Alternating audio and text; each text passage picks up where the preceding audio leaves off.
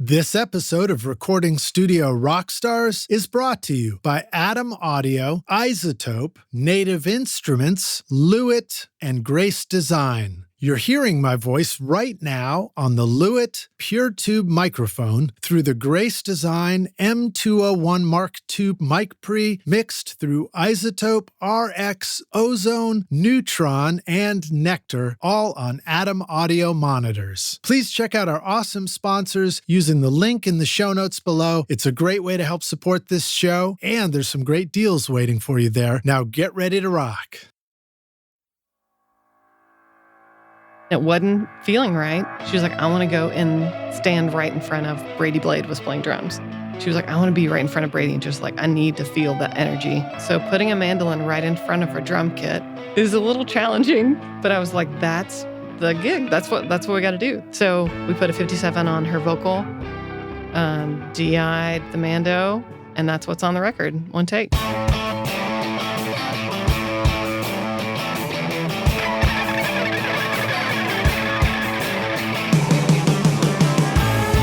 Welcome to Recording Studio Rockstars. I'm Lij Shaw, and this is the podcast created to help you become a rock star of the recording studio. Look, if you're like me, then you love having cool instruments in your studio, right? No matter what style of music you make, Native Instruments gives your studio all the instruments and sounds you need, from drums, loops, and beats to the coolest synthesizers, realistic strings, guitar amps, and futuristic synth pads. I love recording and tracking real bands in my studio, but then adding awesome overdubs from Contact, Massive X, Super 8, Battery, Guitar Rig, and Hybrid Keys, for example. Use the code ROCK10 now to get 10% off, or get Complete Start for free today with a bundle of 2,000 sounds and 6 gigs of samples, all over at nativeinstruments.com. Are you recording your own music or other people's music in your studio, but you're having trouble figuring out how to get your mixes to sound great? Do they sound kind of weak or distant or lack punch and clarity? Well, I've got a gift to help you take your mixes from sounding like basement demos to sounding much closer to professional mixes. And it's my free course called Mix Master Bundle. This course will show you how to get pro-sounding mixes from your home studio with free and stock plugins in Pro Tools, and the best part is that these mixing techniques work for you in any DAW, whether you're on Logic, Cubase, Studio One, Reaper, anything you can think of. If you're ready now to make your best record ever, then go to mixmasterbundle.com to get started for free now, and you can find the clickable link in the show notes of this episode.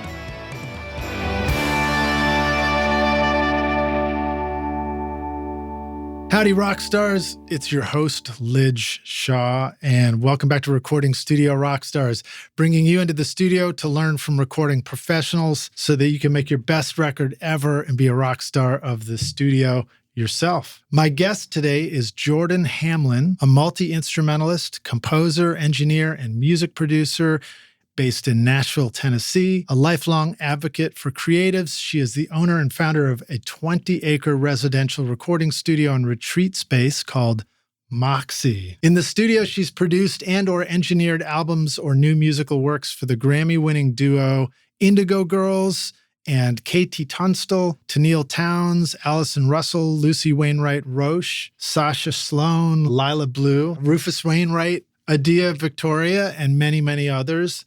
As a touring and session musician, her contributions on stage and in the studio have included collaborations with Brandi Carlile, Missy Higgins, Amy Ray, Ruby Amanfu, Loudon Wainwright III, Katie Herzig, Dar Williams, the Secret Sisters, and the Nashville Ballet, right on. And actually, as we were doing a little studio tour, we remembered that you had already been here because you played and sang, I think. Rockin' on the Toy Box years ago. The Robbie Hecht video. We did one of the very first ones we did for the stereo session. Yeah, it was like Angel Snow and Robbie Hecht. Yeah, that was angelic voices. Awesome. Good memory. So Rockstars, please check out the discography playlist for Jordan in the show notes. She's making some amazing sounding records with exceptional singers, and you're going to love it. And also a big shout out and a thank you to Cheyenne Medders for making our introduction or remaking it.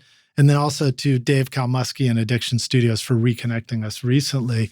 at an event where we remembered, oh shit, we got to do an interview, and we didn't do that yet. 3 years later. Yeah. We should do that. So please welcome Jordan Hamlin to Recording Studio Rockstars. Jordan, are you ready to rock?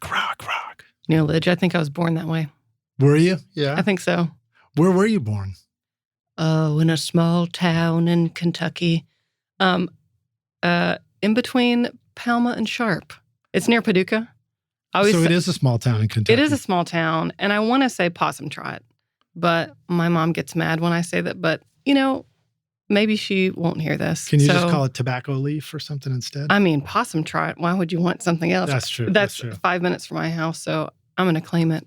So Possum Trot is a place right there. It is a place. I'm really from Benton, Kentucky, but it's a far western Kentucky, 2 hours north of here. So when I drive up through there, I always keep my eyes open and love to point out the giant castle on the hill that's like some kind of mega church. You know what I'm talking about? It's not your town, but is it Lexington area? Lexington, yeah. So what's funny is that's like 4 or 5 hours away from me. Isn't that funny? Like Nashville was the big city for me. Wow. So we came here every Christmas. We would go to the the Opryland Hotel. Oh, yeah, you said Paducah. Sorry, for some reason my brain thought Lexington. So that's what most people know. I'm the other side. Sorry, Paducah, of course, is my halfway spot between Nashville and St. Louis. That's where right. I always am like, it used to be like, oh, finally I can get good coffee at that corporate bookstore that has a coffee shop in it. Books A Million. Books A Million, yeah. I played at Books A Million. You played there? Yeah. You played music there? Yes. Really? Sure. Adolescent Jordan did some jams in the Did Books you play A Million in Paducah. a million notes while you were there? Probably for a million reasons. That's pretty good. Yeah, I always liked stopping there. I was always like, oh, yeah, finally, it's a hang. It's a cool little arts town, and they did a revitalization of the downtown that has this cool theater and a cobblestone. It's a vibe. I don't even know if I really know the downtown, but I feel like one time we pulled further off the road and found, if I'm remembering this correctly, an old Coca-Cola factory that was turned into a pizza place or something. Is that right? Yeah, there's a Coke factory on the triangle. Yeah, and the like place a big you're talking about. White brick building kind of thing. It's awesome. It was pretty cool. We had to wait a long time for our pizza, but it was really good when it got there. On behalf of the greater Paducah area, I apologize for that. That's all right. It's all right. Okay, so that's where you grew up in. Talk about your musical influence there a little bit.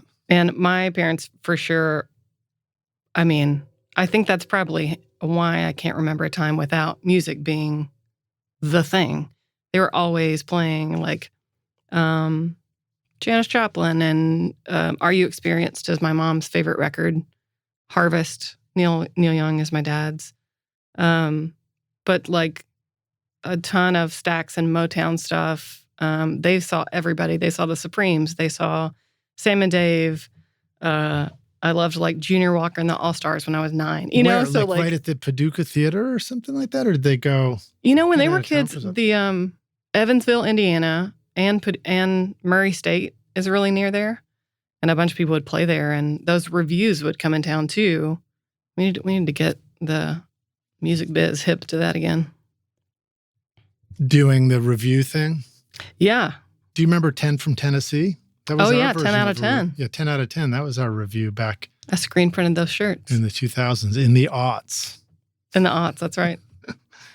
We ought to do more of that, I guess. I was like, are we going to leave the joke on the table? And we're not. No jokes left on the table. I mean, I like that. I apologize. Well, I did bring you a table, but a lot of times I'm the only one with a table in here. Not on this day. But I want you to have your own table for jokes on this podcast as well. Good. Okay, so you grew up there, and then give us the brief arc from being interested in some music there to ending up in Nashville, and how did you end up with MOXE Studios? It's a beautiful place, 20 acres. Thanks. Yeah, it's a lot to take care of. Yeah, and it's amazing. You said you were weed whacking this morning. I mean, that's right. Before I was checking fades in the Pro Tools session. Is it possible to actually whack 20 acres worth of weeds? Seems like I try sometimes, but I wouldn't suggest it. They have YouTube videos. Sometimes when I would think about taking care of my yard, I pretty much go to YouTube for everything, and I watch videos of people just it's the video is nothing but a guy driving a machine, and it's got a big blade on it, and he goes over and he just demolishes the shrubbery that's around the little pond. Yeah, you got to do the lay down method. Have you seen that with like a scythe where people like stomp on the long, like the tall grass, and it's a good like cover. So it'd be the opposite approach, maybe more right, yeah, ecological. You mean where the lay down thing, like how you make crop circles and stuff like that? Oh, is that how you do that? That makes sense. You just walk around with a board and you stomp down all the stuff and flatten it. That and aliens, yeah. And aliens, yeah. You just think about aliens while you're doing it. Wow. Okay, so it's and then they attribute it to them. I'm learning so much. So all right, so we're still trying to get back to there. So. Did you go to recording school or do any of that kind of stuff? So I went to Belmont, but I took recording technologies, which is like the intro audio class at Belmont. But you got to fly in the podcast booth. So Rockstars, it's actually Jordan, me, and a fly. Oh, to be a fly on the wall. I think we'll be lucky if I can get any answers to questions from that fly, though. What are we talking about? You're talking about going to Belmont for school for recording. That happened. So like Belmont was kind of known as a music business place to go. Yeah, I went to that place and did not that thing and ended up working in that thing. So I was studying French horn, and I had a French horn scholarship and doing French horn performance. And then I had an English major. And so I was studying like Southern literature and poetry. But then I wanted to get in photography, so I was doing fine art photography with like large format and medium format with like the like tent, thing. And so I felt bad for a long time for being interested in everything and feeling like I still get that a lot of like, you need to like find something and focus in on it. Right. We're not allowed to want to do everything that's cool in life. I guess not. And so I'm slowly letting go of like, I think part of my thing is that I love to know how to do a lot of things. And those things don't seem super disconnected to me. It seems like very similar whenever I'm playing. I grew up playing like electric guitar, like blues kind of style. And when I'm playing French horn, like, the same melodic sense might be happening, and that is really informative whenever I'm engineering to know, like, to have a lot of hours on the electric guitar and thinking about the gain staging of how hard the pickups, if the volume's really cranked, what that reaction's going to be. So, screw you guys. No, I'm joking. No, French horn's so cool too. So French horn is the one where you're playing it, one hand does the valves and the other one's just kind of shoved right up. Yes. I mean, I don't know if I would technically describe it like that, but it's on the like outside top of the bell. Okay. And actually, the more you kind of like cup in or go into the conical part of the bell, it changes the pitch, so you can stop it down a half step. I was going to guess that it's part of the tone and the kind of like doing it's a plunger, infrequently used part of it, but yeah, with the double horn, you've got two. You've got an F side horn and a B flat side horn, and you're switching between the two horns. Really? The French horn is actually like two whole instruments in one? Double horn, yeah. Wow. And you've got a trigger that switches between, so you've got a different set of fingerings for each horn, and you're, adjusting the intonation with your right hand. That sounds like a lot of work. It's for a certain type of person, I will say. Yeah. Yeah. Well, that's wild. Well, so with all the stuff you're interested in, I'll just ask the question because it popped into my head. Did you feel like there were things that you were interested in that seemed typical as a girl or as a woman being interested in them, and then other things where you were like, screw it, I don't care. I just really like this, whatever it is. Like, with building the studio, I think of the technical side of it all too. And like, do you like busting out a soldering iron and like hooking things up and all that kind of stuff? Yeah, I've always been interested in like connecting things, and which is funny because in general, I would say I'm more like, when we talked about hemispheres of the brain, like I'm more right brain. I know that's kind of antiquated now, but that. So wait, what does that mean again? So right brain means a lot of like abstract, right? The artist side, right? Yeah. And then left would be more like good at math, engineering. These are sweeping generalizations. Yeah, left is more like, I remember exactly the question that Lidge just asked me. Totally. I can recall that Right. quickly. And I'm like, I've taken the data. We've both taken the data in, but I've rolled it in a ball of Play-Doh with all my other data pieces. So if you're asking me to take like one out, that's really hard for my brain. See? I like that, though. That's good stuff. I mean, to me, that's where all the fun is in making records and making music and the creative things. Having just spent a weekend in the studio doing a bunch of songs with friends, I find that I don't want to work this way all the time, but when I'm doing it for fun, I'll stay up all night long. And I like when you get into that place where you have you're just so in a zone. You just kind of don't have a clue about the rest of the world. And then all of these ideas and weird things pop up. Which is so interesting thinking about the roles of engineer and producer and how like now there's a lot more overlap than there was 30 years ago. Yeah. And so those are very different. I definitely feel split whenever I'm on a record where I'm doing both. But I think whenever I don't have to have a hand on the wheel of the engineer of like what's going on with the clocking on the converter, right, that is very far from me responding to the bass player and like getting in the flow with him and we're vibing, like I can't get to that place. That's a little walk between those two places in my brain. Did you ever get really stoned and look at a patch bay full of cables coming out and just go like, as often as possible? Hell no.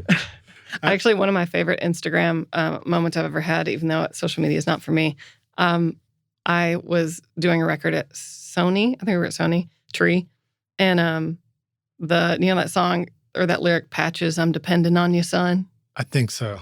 Oh man, it's a classic, and I was like, "This is the perfect lyric for this giant patch bay." Oh yeah, jokes are funny when you explain. Well, them. I remember, the first studio was at Alex the Great, trying to join the band and all the fun, and they were like, when they passed me the ball, I was like, sure. And then it was time to go. And I looked at the patch bay and I was just like, oh, no. Yeah. I definitely feel like if there's not an adult in the room, I definitely feel like, okay, I'll be the adult. You got to be the adult. Yes. So I think that's why I'm always trying to get like my systems really good and keep the studio wired up and healthy so that I can like start to, let go of the training wheels. And it can be functioning just with the, like iPad remote. Yeah. Or something like that. Yeah. It really does come down to it. It's like when you build the machine and everything's running and it's all like humming and well-tuned, your experience becomes hopefully a few buttons you got to hit right. Yeah, getting that really small is one of the only ways I found to like be a gift to my future self that wants to be more in the music. Yeah. Yeah. So rewinding a little bit, the interests that you find yourself wanting to do a little bit of everything, how much of that was the tech stuff? How much, like, what was your experience getting interested in the tech stuff? Because you described photography, music. It was super self-taught. I had an inbox and a lot of friends who were making music. And it's really just like, how's that work? And I just like relentlessly keep trying to find out. Did you start by going to get some sort of job that, you could pay bills with, but then also doing that, the creative stuff and like exploring the inbox and experimenting on the side? Or did you just make that your main thing? I mean, I always kind of feel like as long as I can, because I was playing in bands, you'd have some money from shows, probably not a lot. I was working at the only like a non-music job I've ever had was working at the Lila Bunch Library at Belmont. And it's still sort of my dream job. And it was like the reference section when it was quiet at night. Ugh, it was amazing. Especially after a day in the studio, you're like, I just want to hear silence. Yes, I feel that way so often. It's just like piecing together all the things and being like, do I like this life? Do I like a semblance of things? And I thought less about this is the destination of my career, and I'm going to stick with that for a long time. I think once I saw the French horn path, I was like, I couldn't do just that. Right.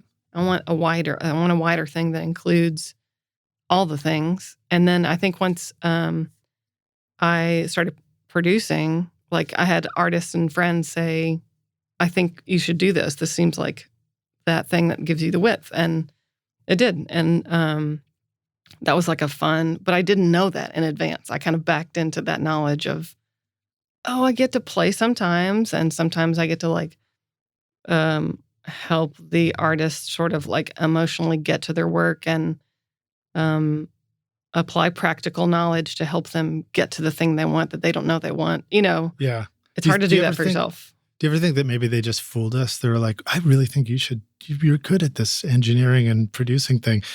Now we're stuck. And then secretly in their head, they're like, that way I get to just sing and play guitar all day while we're doing this. I mean, I will say I like this side of the desk better. I'm not built to like... be a front person. Yeah, it just doesn't flip my switch in the same way to manage all the details that go into an artist's career and maintaining spinning all those plates aren't as life-giving to me as helping other people sort of realize a creative vision. And I get to do, make things on my own and sometimes.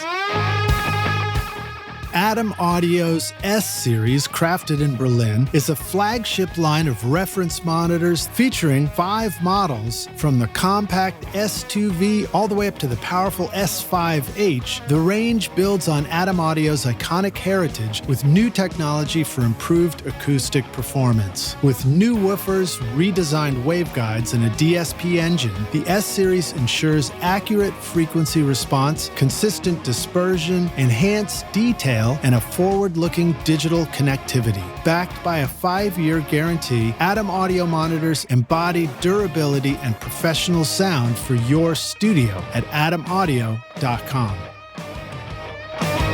Let's back up and talk about your studio now. So now that you have MOXE, tell us what it is.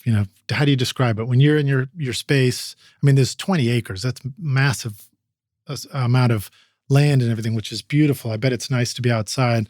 And then, of course, you got the control room space and all the tools you use, but then you got the recording spaces where all the music happens. Yeah, I always say MOXE isn't a studio, it has a studio. But I think it's in a studio and it has a studio? No, it's not a studio, but MOXE has a studio. Okay. So I think my vision for the place is sort of a very long build. It's like 15-year plan. To kind of build out the studio. Yeah, we were talking about that. Like, do you ever get your studio right when you first start? Well, not even, yes, for sure. I'm always going to be tinkering, but not even just the studio, but like a place for, artists care a little bit. I care a lot about like taking care of the unicorns. And I think sometimes recording and making songs and making albums, other things are kind of like on the throne. And all these logistics go into it. It's like, this whole thing is designed around this engineer. And the artist is just kind of like there. Like you're saying, that's sometimes a typical studio. Not even just the studio. I think just sometimes organizationally in how a studio day gets booked, a band gets booked, all those different parts come together. The logistics of that sometimes I always feel like, this isn't creating an environment for the best work to get made. Right. You're saying typically all that's assembled in a way that is good for the engineer, but maybe the artist is considered second. Like, sometimes I hope it's good for the artist too, kind of thing. Yeah, and not even like on purpose all the time. It's just kind of like people are they don't, the manager doesn't always have experience with the internal pipeline of production of getting, of what it means to pull a vocal out of a mix after we've already gone to mixing, what it means to recomp a vocal. Right. There are technical implications of that. It's historically been okay that you don't know that. And it's increasingly more difficult, I find, as the industry's just kind of all squished together in some ways. And everybody's like just making it up and, trying to figure out how to get things made and how to, make a living doing it. And yeah. So and the are you artist even talking to a real person at the label, or is it maybe an AI bot that's asking for this? At this point, who knows? Yeah, that's a really interesting thing. And I loved your line of taking care of the unicorns. You immediately followed that with Throne, which makes me wonder if there was a subtle, like a subconscious reference to that video about the squatty potty with the unicorn pooping ice cream. Yeah, I'm sure there is, because I always say, if you take care of the unicorns, they poop rainbows. There you go. That's so, it. Maybe that's just a true archetypal I like it. I like it. But it's a great concept because, whether the unicorns are the artist you're working with or whether they're just like this ethereal music that's coming together from the group of people in that moment, you do feel it. Totally. That's a great point. It's everybody. It's like everybody's dignity in that being preserved is actually worth an extra amount of effort rather than everybody come in and play their thing, and you get in a different posture. You get more in your ego or something like that versus like a more collaborative thing of like, okay, I'm just going to play my part and try to respond and do the best I can and just kind of like stay open. It gets hard to stay open. Yeah, it does. When it's so stressful and everybody's like, okay, you haven't made a record in 4 years. I hope you're the best you've been all week and you spent all this money. I hope, it's just all that gets in your head. And it's like, what do you mean you can't hit the high note at 2 a.m. after you've been singing now all day? Relax. And, it's just, it's just a hard place to kind of preserve, but it's the whole thing. Well, so a couple of thoughts. The situation where there is an outside observer, maybe a manager or a label or somebody who keeps checking in, that can be stressful.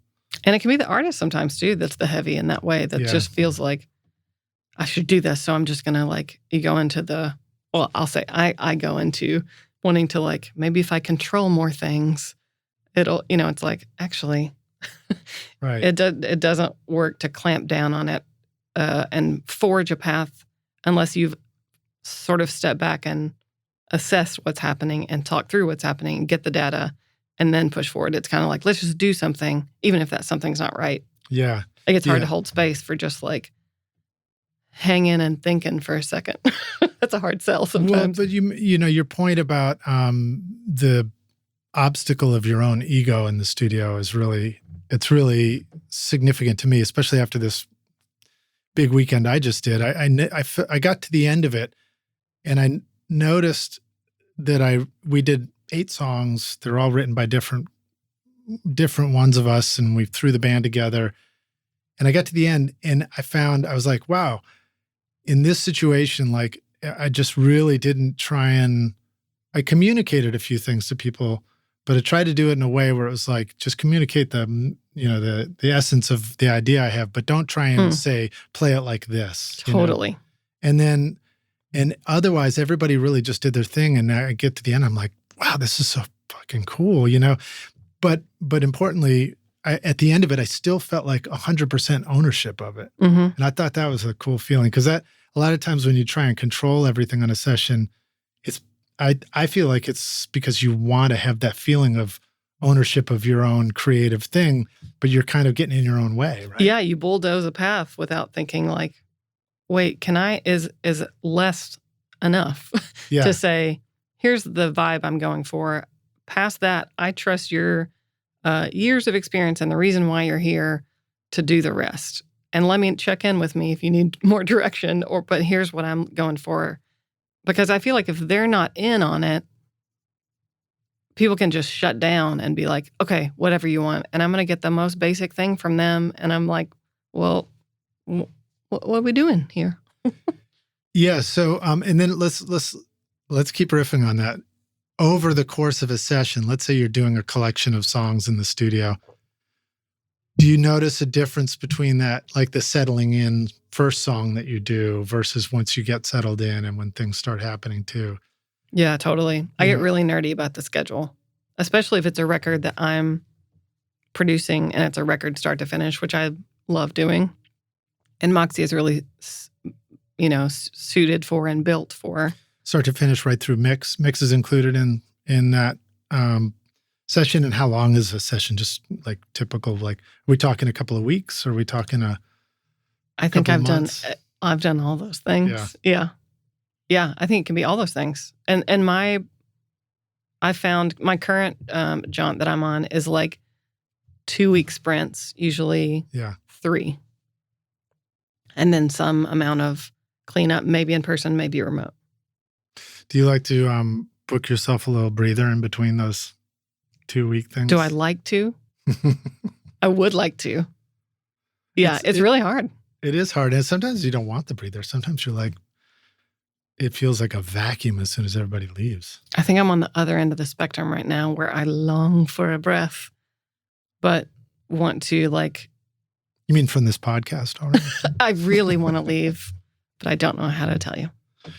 You just did. So well, that's fair. I'm just trying to keep the unicorn going. That's all I'm trying to do. Yeah. Yeah, I was thinking about this recent session for me and the first song and playing with the musicians in the band and that in the uncertainty of like, oh, that's the idea they're going for. And, oh, do I like that? Is that good? Is that bad? How much did you talk in advance in like pre-production? Not much. We just got right into it. Oh, interesting. We had the songs, and the songs, things I've learned doing this are like, all you need is a sketch of a song. As long as it can be charted, the chart is pure gold. Because when you don't have something written down, you can make a great recording, but you really rely on like everybody's heads being in it together, and you rely on kind of getting it right at that first take or something. Yeah, I guess it depends on the style you're recording, but in that way it is like, some people are like, get that away from me.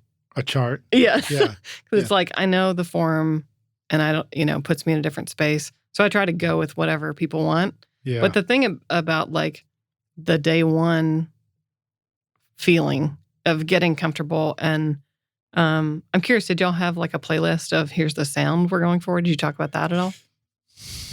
Not really. Not really. We just did it. And I mean, I already had the instruments. I had our setup for tracking, so it's kind of like that's going to be our sound. Yeah, that's awesome. You really did have authority over the creation. That's awesome. Well, I mean, as the studio person, I definitely had that. It's like everybody's invited, and it's going to be the sound that these mics are sounding. But there's still a lot of room for like, if I heard something somebody else was doing, and I thought we could push it harder or something. That's what I'd suggest. I think you can, one of the guitar players I suggested, I think a compressor before your amp is going to help that cool part you're doing really bloom into the I think that's track, the sauce is like everybody bring their best. Like you have a knowledge of the gain staging of compressors and, all this stuff. So you can say, I'm going to offer this thing if everybody's doing their thing to make the whole thing sound better. It's such a creative thing to like ideate what the sounds are going to be, and whether that's in conjunction with an engineer and producer relationship, or the artist has a vision for it of saying like, I want the Fleetwood Mac drums. Like like whoever. It's just interesting too to see who doesn't care and who cares. Right. In some scenarios. And I find there's great value in allowing somebody who cares to express that. Yeah. And a lot of times I'm like, whoever has the strongest feeling about that, let's go in that direction. Yeah. Yeah, I hear that. I like that. And I mean, I know there are conflicts that can happen. I don't run into those as much anymore as I used to when I was younger, That sounds nice. Yeah, but I mean, also like when I was younger, we were taking forever to work on a record. And hello, fly. There's a fly right over there. Does it sound like a phaser? Yeah, it does. It sounds like it's like we just threw a phaser on the podcast mix. And if I was really good at this, I'd throw one on for this mix right now. There's always post-production. That's on my rider. I request phaser on vocal at all times. Awesome. The you and Kevin Parker of Tame Impala, right? It's us just out here phasing away. No, that process of like discussing what an idea is and what we should go for in any given moment. There was one song we did that I had written, and all these songs were poems shared by our old singer, and then we each took one and wrote a song out of it. So it was like, artsy and weird, and I have no idea what we were singing about kind of thing. And you're like in the band. And I played in the band too, yeah. Yeah, that's a whole nother level too. Yeah, and it was fun, and that's kind of what I wanted. That's kind of what I insist on when I do that, because I'm like, I don't want to be an engineer this weekend. I just want to be a musician. And Awesome. I'll do the engineering part. But so there was one song and I was just like, this one is supposed to be like, the poem is about the summertime and living in Siberia and how terrorized you are because the Vikings could be landing on your shores at any moment when your back is turned and come and kill you. Yeah, right? it's kind informative. Of a heavy topic. And I was like, so like, how do we make this a combination of summer and just the most terrorized feeling at the same time? Yeah. And so Kevin was, he was like, I'm going to play 12 strings. So he took us straight to California with his guitar part. And then the rest was like, kind of distortions and stuff like that. And it was great. It was a great way to. Did you have those moments where it's like, oh, okay, that makes me want to do this?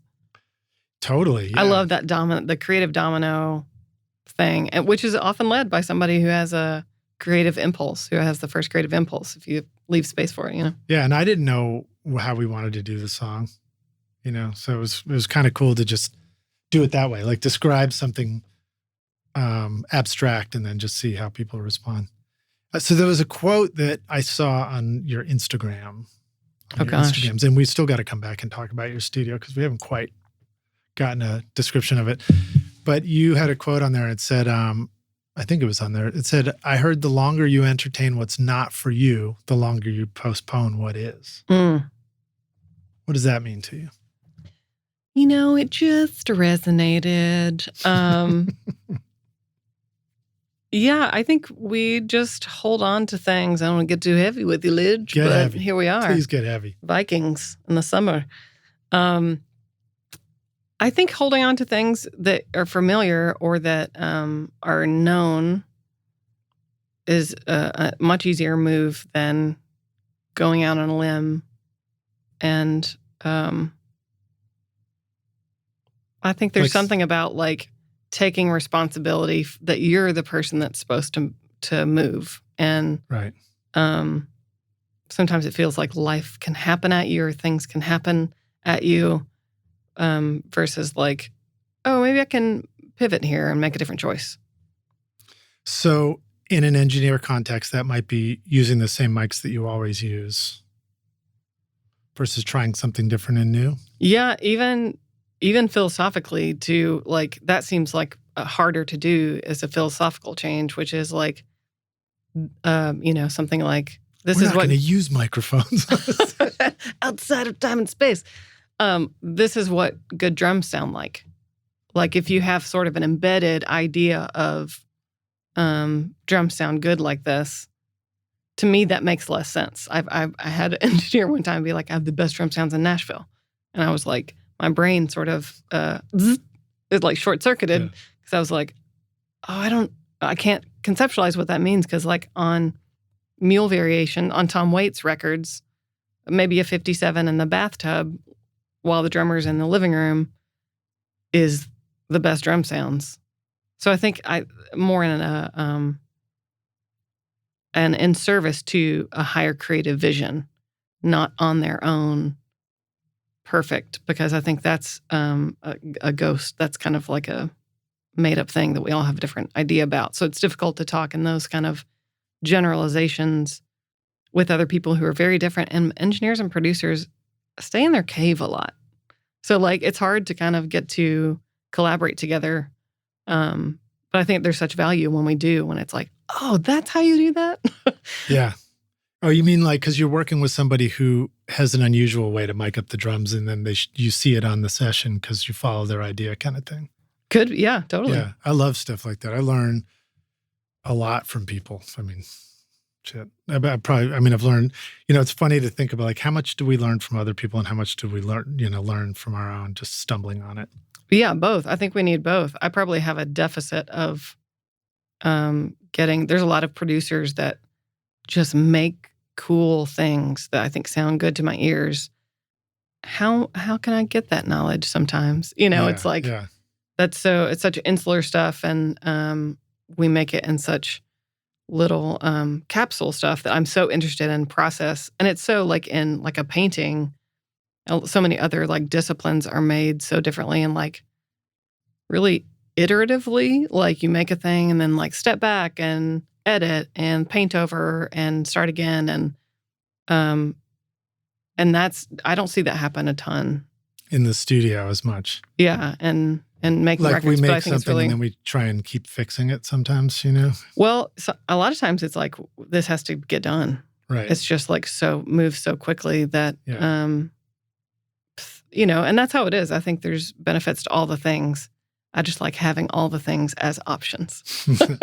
Well, I like doing things quickly, and, you know, doing something quickly and putting it out and then just doing it again next weekend or whatever, or next week.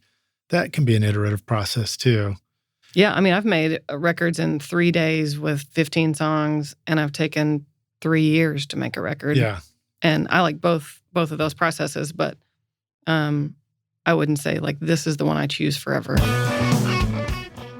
Hey, Rockstar, come on over here. I've got a secret to tell you. Want to know how I get a consistent sound mixing over 1,000 hours of recording studio rock stars? Well, my secret is using Isotope, RX, Ozone, Neutron, and Nectar to make this podcast sound great. Right now, you are hearing RX Breath Control, Declick, Declip, DS, Deplosive, Voice Denoise, Ozone Multiband Compression, Neutron EQ, and Limiting, all from Isotope. Use the secret code ROCK10 to get 10% off over at isotope.com.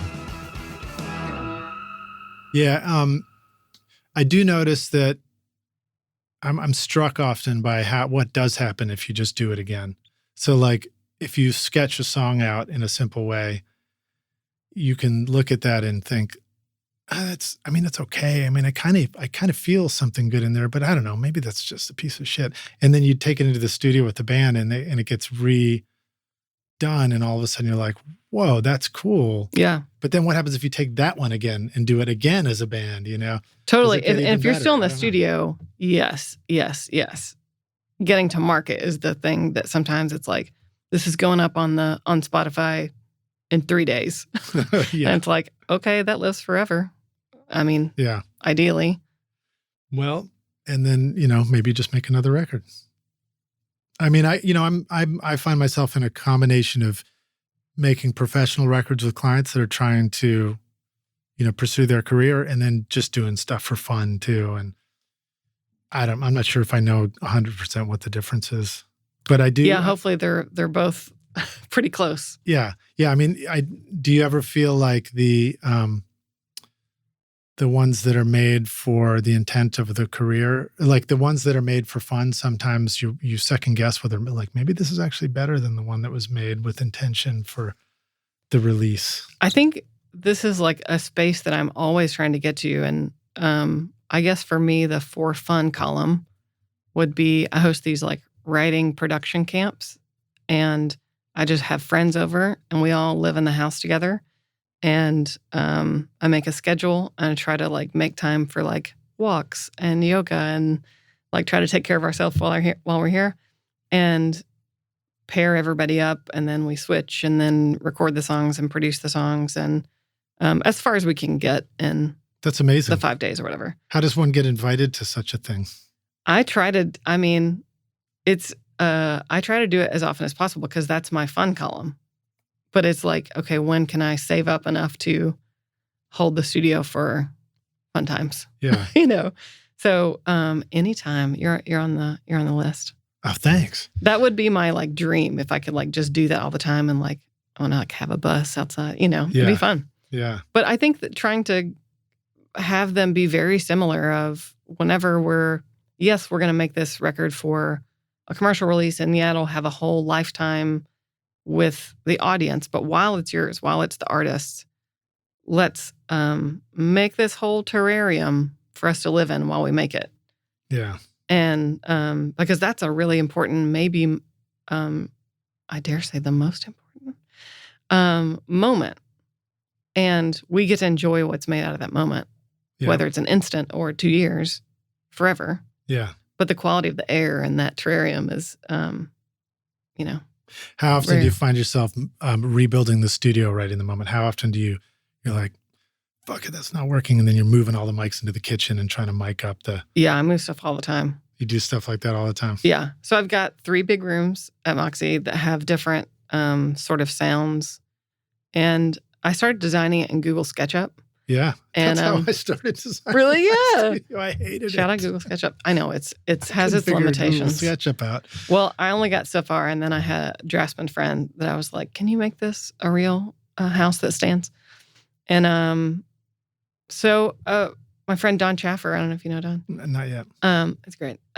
We and his wife Lori are in this band Waterdeep, and they're friends who moved and had made their own studio in Kansas, and so I'd bring over the blueprints and have different friends be like, "Okay, what if we did a big room here? Like, let's look at the number of, would we want to record drums in the dining room? Maybe. Okay, well, let's make the panel 16, at least 16 XLRs or, something like that." Right. All those details, I just put a ton of thought into it and had all the, Airtable spreadsheet stuff happening. Yeah. And Wire everything. That's right. So there's 3 big rooms. One we call the gym that's kind of like a wooden, I think it's a hexagon. But it's got a certain sound that's kind of like airy. Does it have the big windows too? I feel like I've seen pictures with the big. It's got windows, but it's got like little a bay skinnies or something. It's got like little skinnies at the top. Okay, It's like a tower. Okay. This isn't the main tracking room. Okay. This is a side kind of like towery kind of thing. And but it's just one of the rooms. So they all ideally are just kind of flavors for the producer and engineer who already has the vision and is like downstream, or it could be the source of inspiration too. Yeah. Talk about the coming up with flavors. What's fascinating to me about that is there are a couple of conversations you can have about building studios. One is the control room, where you might conclude that, perfection and symmetry and the perfect amount of absorption and speaker placement, everything is what matters. And then the other is the space where the microphones are going and the instruments are happening. And that becomes a different Both very set important. of possibilities. Like you can have rooms that are, might be measurably as like, well, that's quite balanced, and there's bass trapping that helps with that. But then you can also have spaces that are just like the wooden stairwell that goes up there. It just Totally sounds incredible in there, kind of stuff. Which is kind of affirming to hear the, what's the Simon and Garfunkel, was it the Boxer that they found the best drum sound in front of the elevators at Capitol or wherever it was? And it's like, la, la, la, that Right. big thing. I heard some story about that's where they recorded it in front of the elevators and they had to like wait, so it wouldn't ding in between. Did they open the elevator door so it was just an empty elevator shaft? I never put More that together. importantly, did anybody want to push anybody else into Listen, the elevator on wow, that took a session? turn. I don't know. That would have been a different record. Yeah, that's pretty cool. But you know what I mean? It's just like use your ears. I think both are important to have. I have bass traps kind of like hidden where it looks like it's a wall, but that kind of stuff. Yeah. So it's a mix of like a home studio that was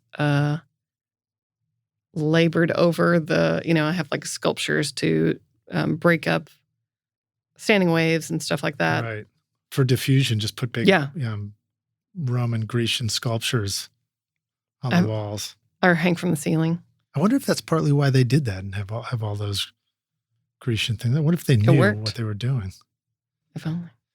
So what about, I also think about you with the MBox and all those experiences of the first experiences of recording, just being in all these unusual spaces with a little portable studio. I think there's a huge value to that.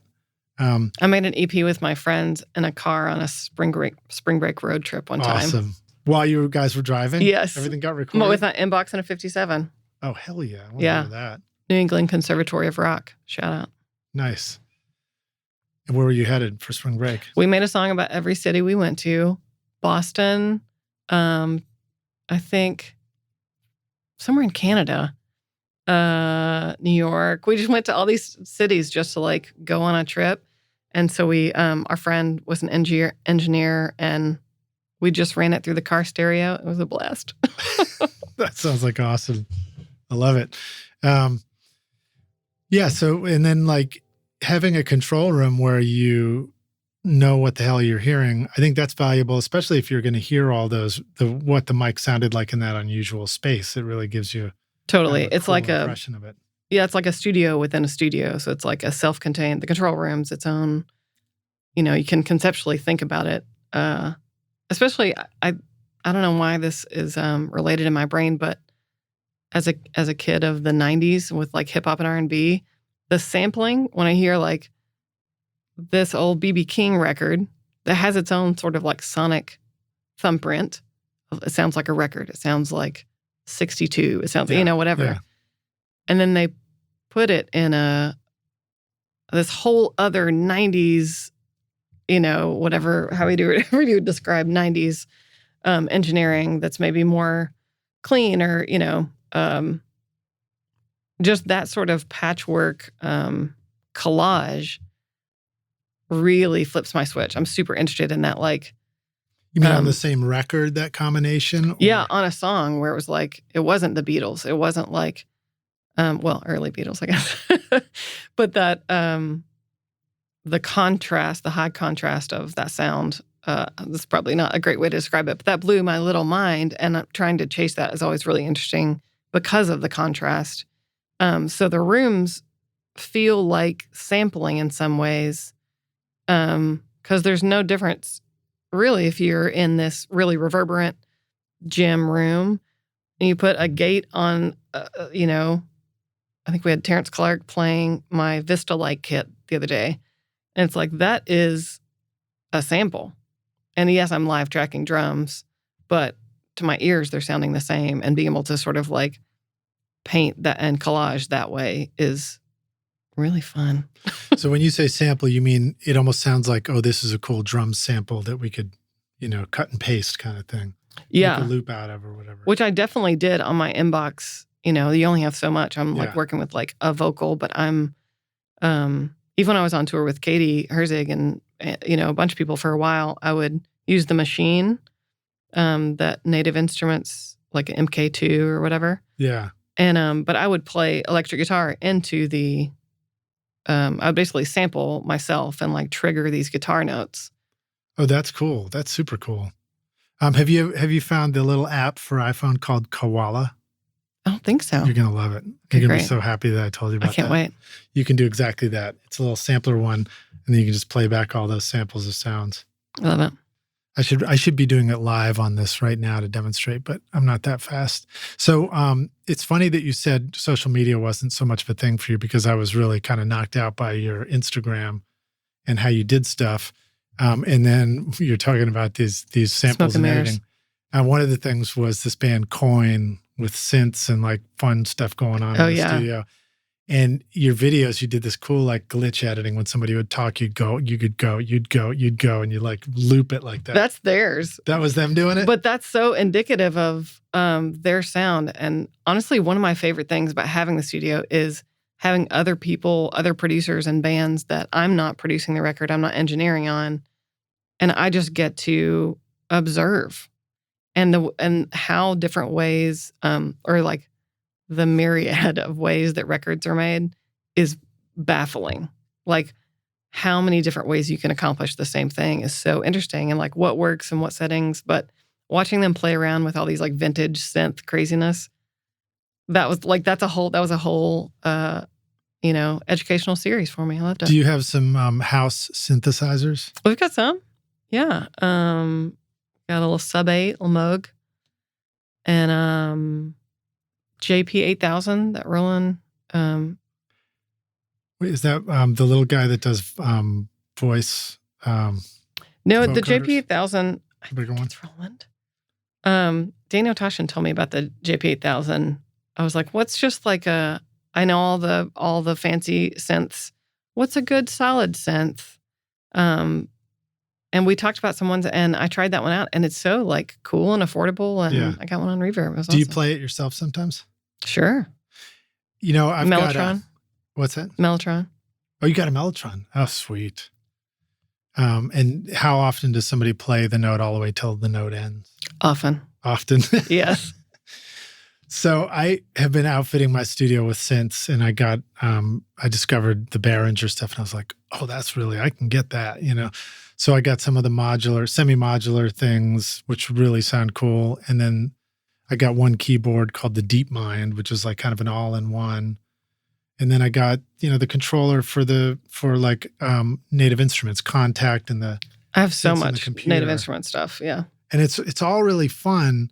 And but one of the things I do find myself doing is gravitating towards the DeepMind. Not that particular brand is so conclusive. It's just that it's a keyboard that has the knobs on it. Self-contained. It's self-contained. Yes. And I'm just like, when I'm thinking of an idea in the studio, it's like there's no time. There is only like turn it on and go. Yeah. Unless you're experimenting like kind of off the clock or ahead of time.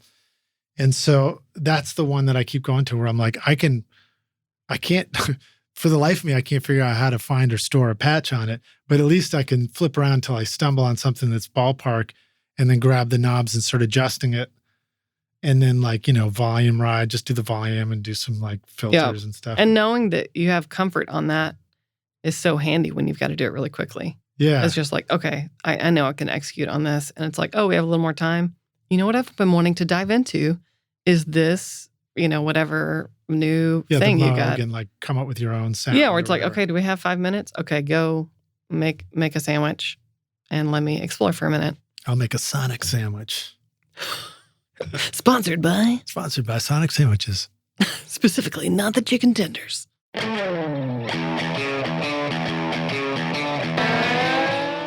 What do songwriters, music producers, DJs, EDM, TV, and film composers all have in common with you and me? We all need incredibly cool sounds that instantly transport the music we are creating to the style that we want. This is why Native Instruments is your ultimate toolkit with a massive library of sounds for your studio. Whether you want to create hip-hop, indie pop, classic rock, meditation music, pumping dance floor beats, or full orchestral arrangements, Native Instruments' Complete Bundle offers you everything you need, from drums, loops, and beats to wild synths, ultra-realistic strings, and vintage electric bass, guitars, and keys. The list goes on and on. I personally love recording real bands in my studio and then adding cool drum samples, synths, and futuristic keys from Battery, Contact, Massive X, Guitar Rig, and Hybrid keys, for example. Plus, it's a great way to make your productions sound modern and unique. Use the code ROCK10 to get 10% off or get Complete Start for free today with a bundle of 2,000 sounds and 6 gigs of samples over at nativeinstruments.com.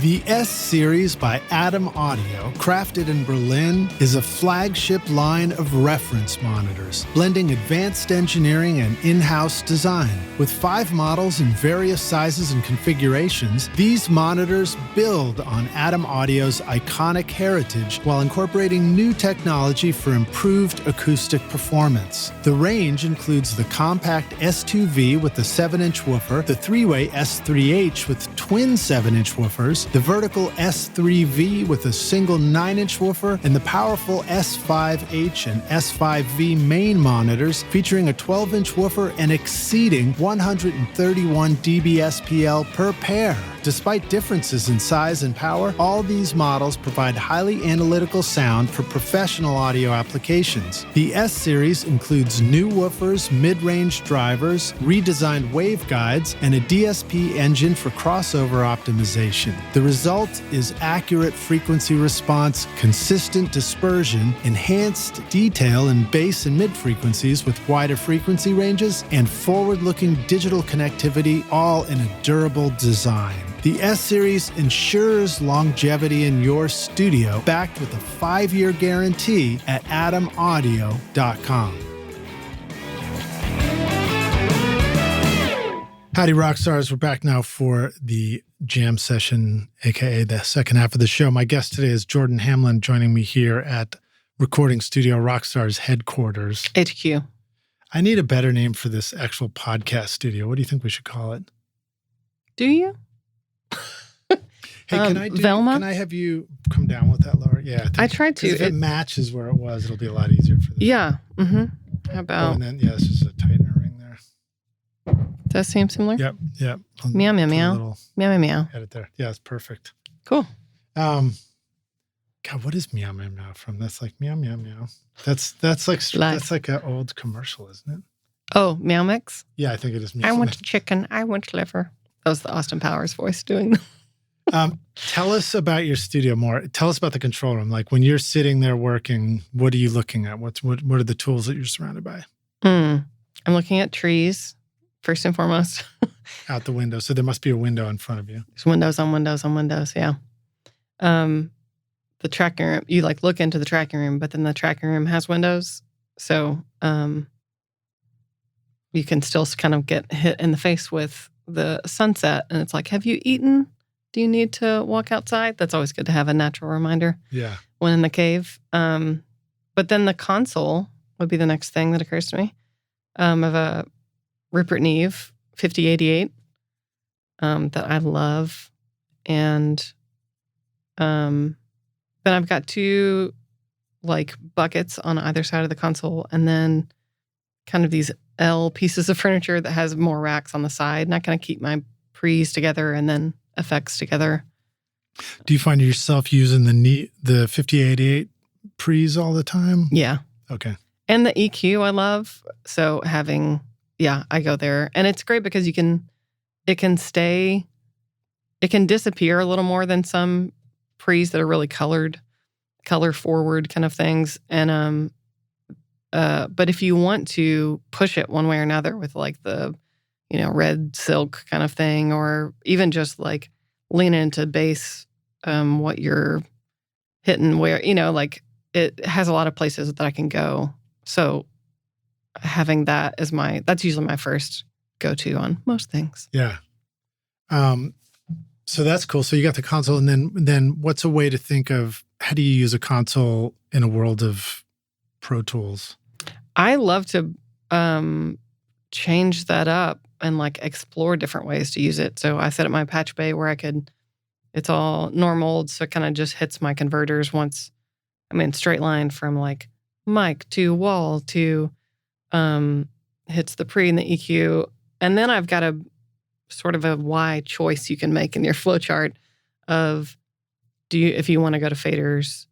Sometimes I like to have the pre's and EQ going straight into Pro Tools, but then have it bust back out to the console where I can record a mix on faders and then just print that into my session again. So busing back out from Pro Tools, is it like an insert where you could have the pre hit the EQ, then go to Pro Tools, then come back to the exact same track on the insert return, and now it's hitting the fader, what's Pro Tools is spitting out? Yes. Okay, so that's pretty cool. Yeah, so it's not like you need 24 channels just to record into Pro Tools and then an additional 24 channels on the right to play back or something. Yeah, you can split it out. And so it's fun to like, sometimes I don't have the bandwidth for that. And I'm like, let's just get the audio, and I'm working in the box, and that serves the project more. It needs more of my bandwidth. So I'm like, oh, well, let's just go in the box, because it's not indulgent, but it's a little indulgent if I'm doing both roles to be like, let me also like experiment with my mix. If I can, yes, please.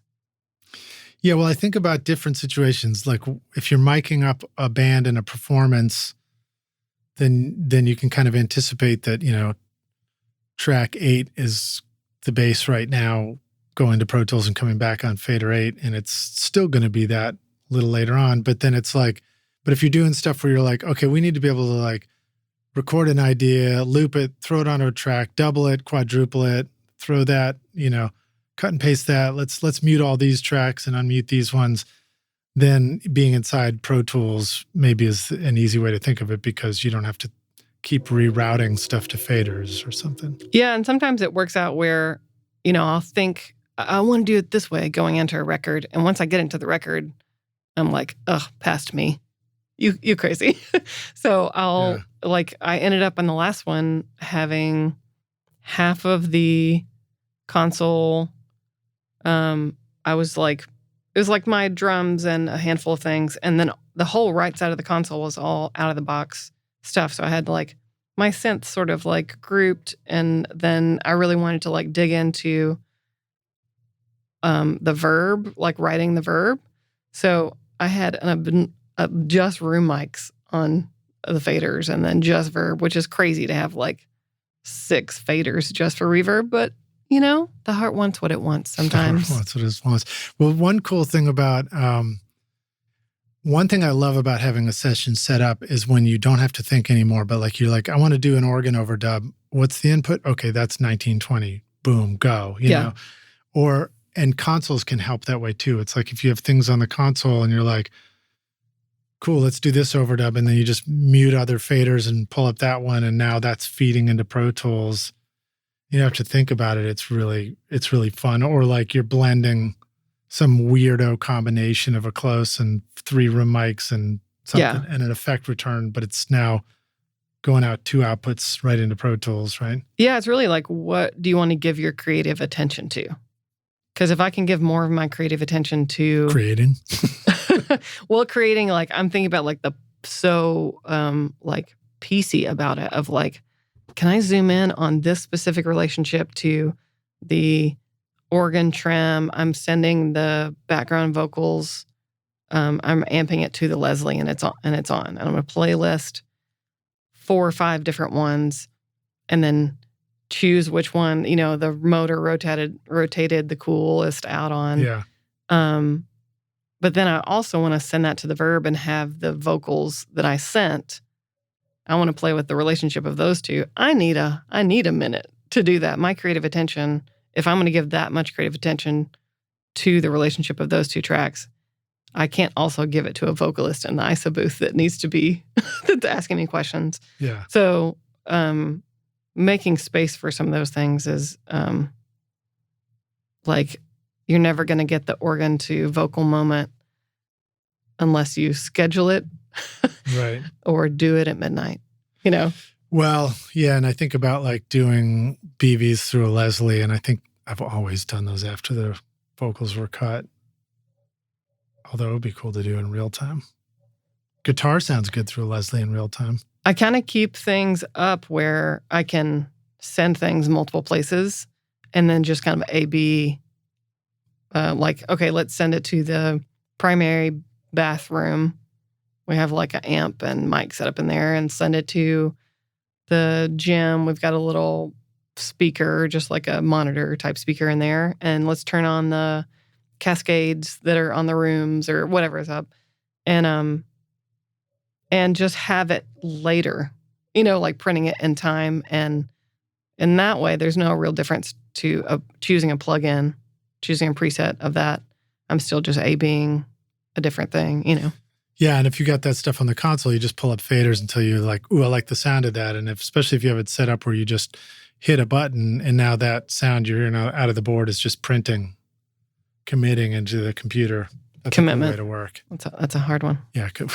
Yeah. I mean, plugins are lovely, but I hate the fact that I'm just like, it's not really embedded. It's not really carved into the stone until I bounce that mix, you know? Yeah. It's scary. And then it's really, I was thinking about this the other day at the Avid event we were talking about. That's going to have a sound. That'll probably be like what is it called after the aughts? Where are we now? I don't know, the 10s. Yeah, that's We're a tough in the one. 20s now. Back to the 20s. Yeah. Some things happened the first time around in the 20s, so better hold on. Yeah. But it'll be interesting to be like, whatever, you know, coding is going into whatever plugin you're on, printing it might be like, is that going to be like what ADAT sounds like? I don't know. You know, whatever the equivalent is, I'll bet 30 years from now, it'll have its own sonic imprint. Yeah.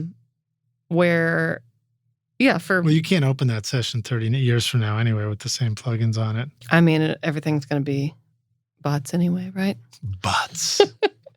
I'm hoping to become one eventually. Dear bot, bring me my coffee.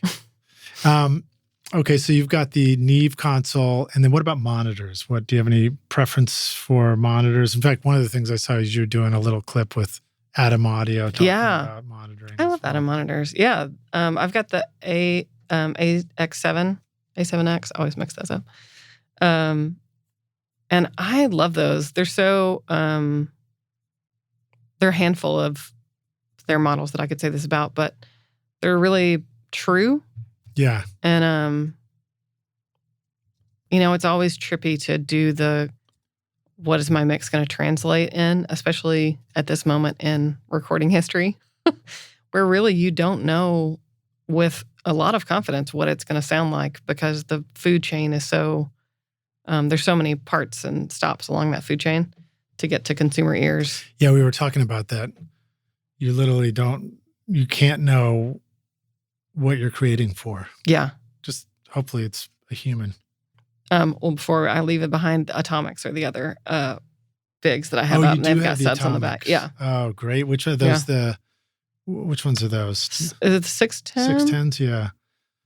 I forget. It was like when it was before it had the label on it. Norm built it. Norm was going to build a console. Those are so Colin Dupuis, we've talked about those a lot on the show, and because he knew Norman quite well. They were close. And in my experience hearing those Atomic Audio 610s, I was really blown away by him when I heard him in other people's studios. Yeah. And they reminded me of my experience when somebody would just like loan me a tube preamp, an old Scott tube preamp or something, my buddy Carter, and he'd had, a pair of old vintage hi-fi speakers, and I listened to stuff on simple systems like that, and I was like, why does this sound so good? Yeah. I definitely is made by someone who you can tell like also is a listener. Yeah. Who listens like that. And I remember he made a 2-unit. It has like 2 pre's. They're kind of like ADMs that he just like pulled from something and made a housing for. And then there's 2 EQ. And I was trying to decide, this was like my first rack unit. This is like in my basement. And I was going back and forth with my friend Don Schaffer and Norm, and I was like, do I need EQ? And his response was, do you need EQ? Do you need sunsets? Do you need beauty? And I was like, okay, I'll get the EQ too. And he was right. I did need all those things. That's funny. EQ is such a funny thing because I do think at first we use it wrong, or maybe we don't. Maybe we use it brilliantly the very first time and we'll look back one day and go, how can I ever do that again? Right. But I mean, I think, at first I felt like I was using it wrong because I really needed to just be more thoughtful about the original thing I was recording. But then I would default to thinking about like mic pre's, don't do anything to it. And there is a sound before you do stuff to it. Totally. Which can be pretty cool. But I'm back in the process of discovering, holy shit, I just need to EQ more, I mean, if you're in like a listening and learning kind of approach anyway, it's usually whenever I'm freaking out, I'm like anxious about not being close enough to the sound that I want, that I start making moves from that space, which is very different than the posture I'm talking about of like listening and being like, I'm gonna let it tell me first, of like just listening to where the mics are. It's hard to do when in the heat of the moment you go to like crutches, Yeah. I actually almost never EQ to tape, but it's because I don't have EQs. Well, that's a logistic problem. Yeah, they're in I've got some on my Calrex, but otherwise they're happening. It's a lot of times I'm just trying to cut through a great preamp and then know that I'll do some stuff in Pro Tools, Yeah, and I like, there's like a whole world of, like when I'm have headphones on or listening in the speakers, the mode that I go in is, I'm not thinking about the chain at that point. It's a million things that I'm hearing, and I'm trying to zoom in all the parts of it, and then I go into problem solving, and then I start thinking about all the different problems or all the different, like, what could be making this sound hairy and electric that I don't want. And that's when I switch into the, left brain or whatever. But whenever I'm like listening, there's a certain thing of holding space for that kind of given magic that just kind of happens. Yeah, there's a thing to be said, and it gets said a lot about like don't ever substitute the performance for trying to tweak a sound. Don't ever, because we can do that. We can try and adjust something that's like, oh, we just missed the actual performance that was so brilliant. Yeah, and I love those experiences where I'll push for a better sound in another performance, like in a recording vocals too, and I'll suggest things. Here's better phrasing here. Let's get this word right. We get the pitch right. And then we go back to the comp and I'm like, nope, I used a lot of take 0 in that one, I love... It was all wrong, but it sounds better than...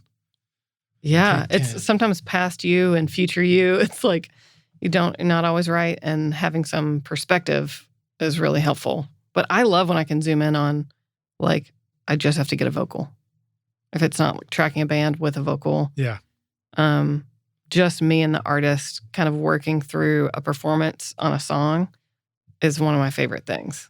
We finally got to vocals, and I do have lots of questions for you. So anywhere away from here. One of the things I noticed on your Instagram, you had this sort of video clip of the song, I think it was Anywhere Away From Here. Katie and Sarah, I think, remember the two artists totally playing together.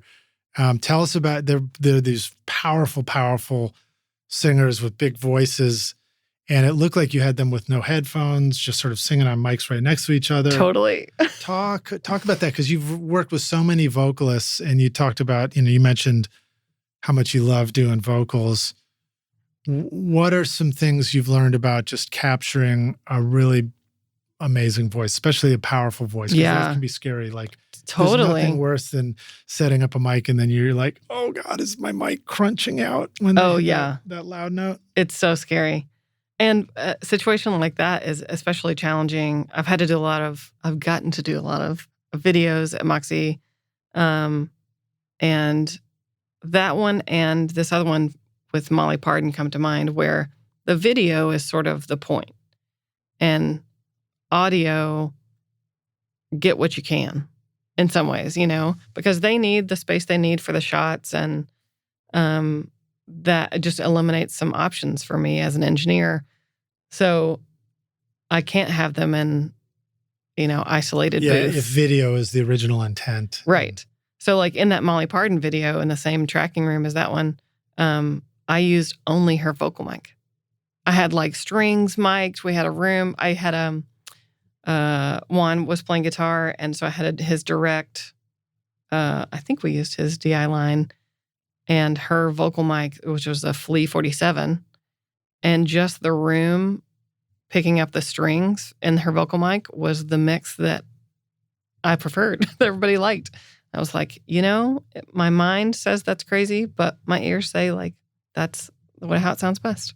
Yeah, I've always been struck by how, the vocal mic across the room, the piano that's overdub sounds way better on that than it does on the piano mic up close or something. Which is really like, if you had an isolation and like we were talking about not using EQ, that's probably how far back you'd put it if you want to not have the attack too crazy or not have too much bass or whatever. Yeah. And play with distance and angle, and that's about it. Think about those original one mic sessions with totally big RCA 44 and stuff like that. The variable you had is distance. Flea 47. Oh, I love the Flea 47.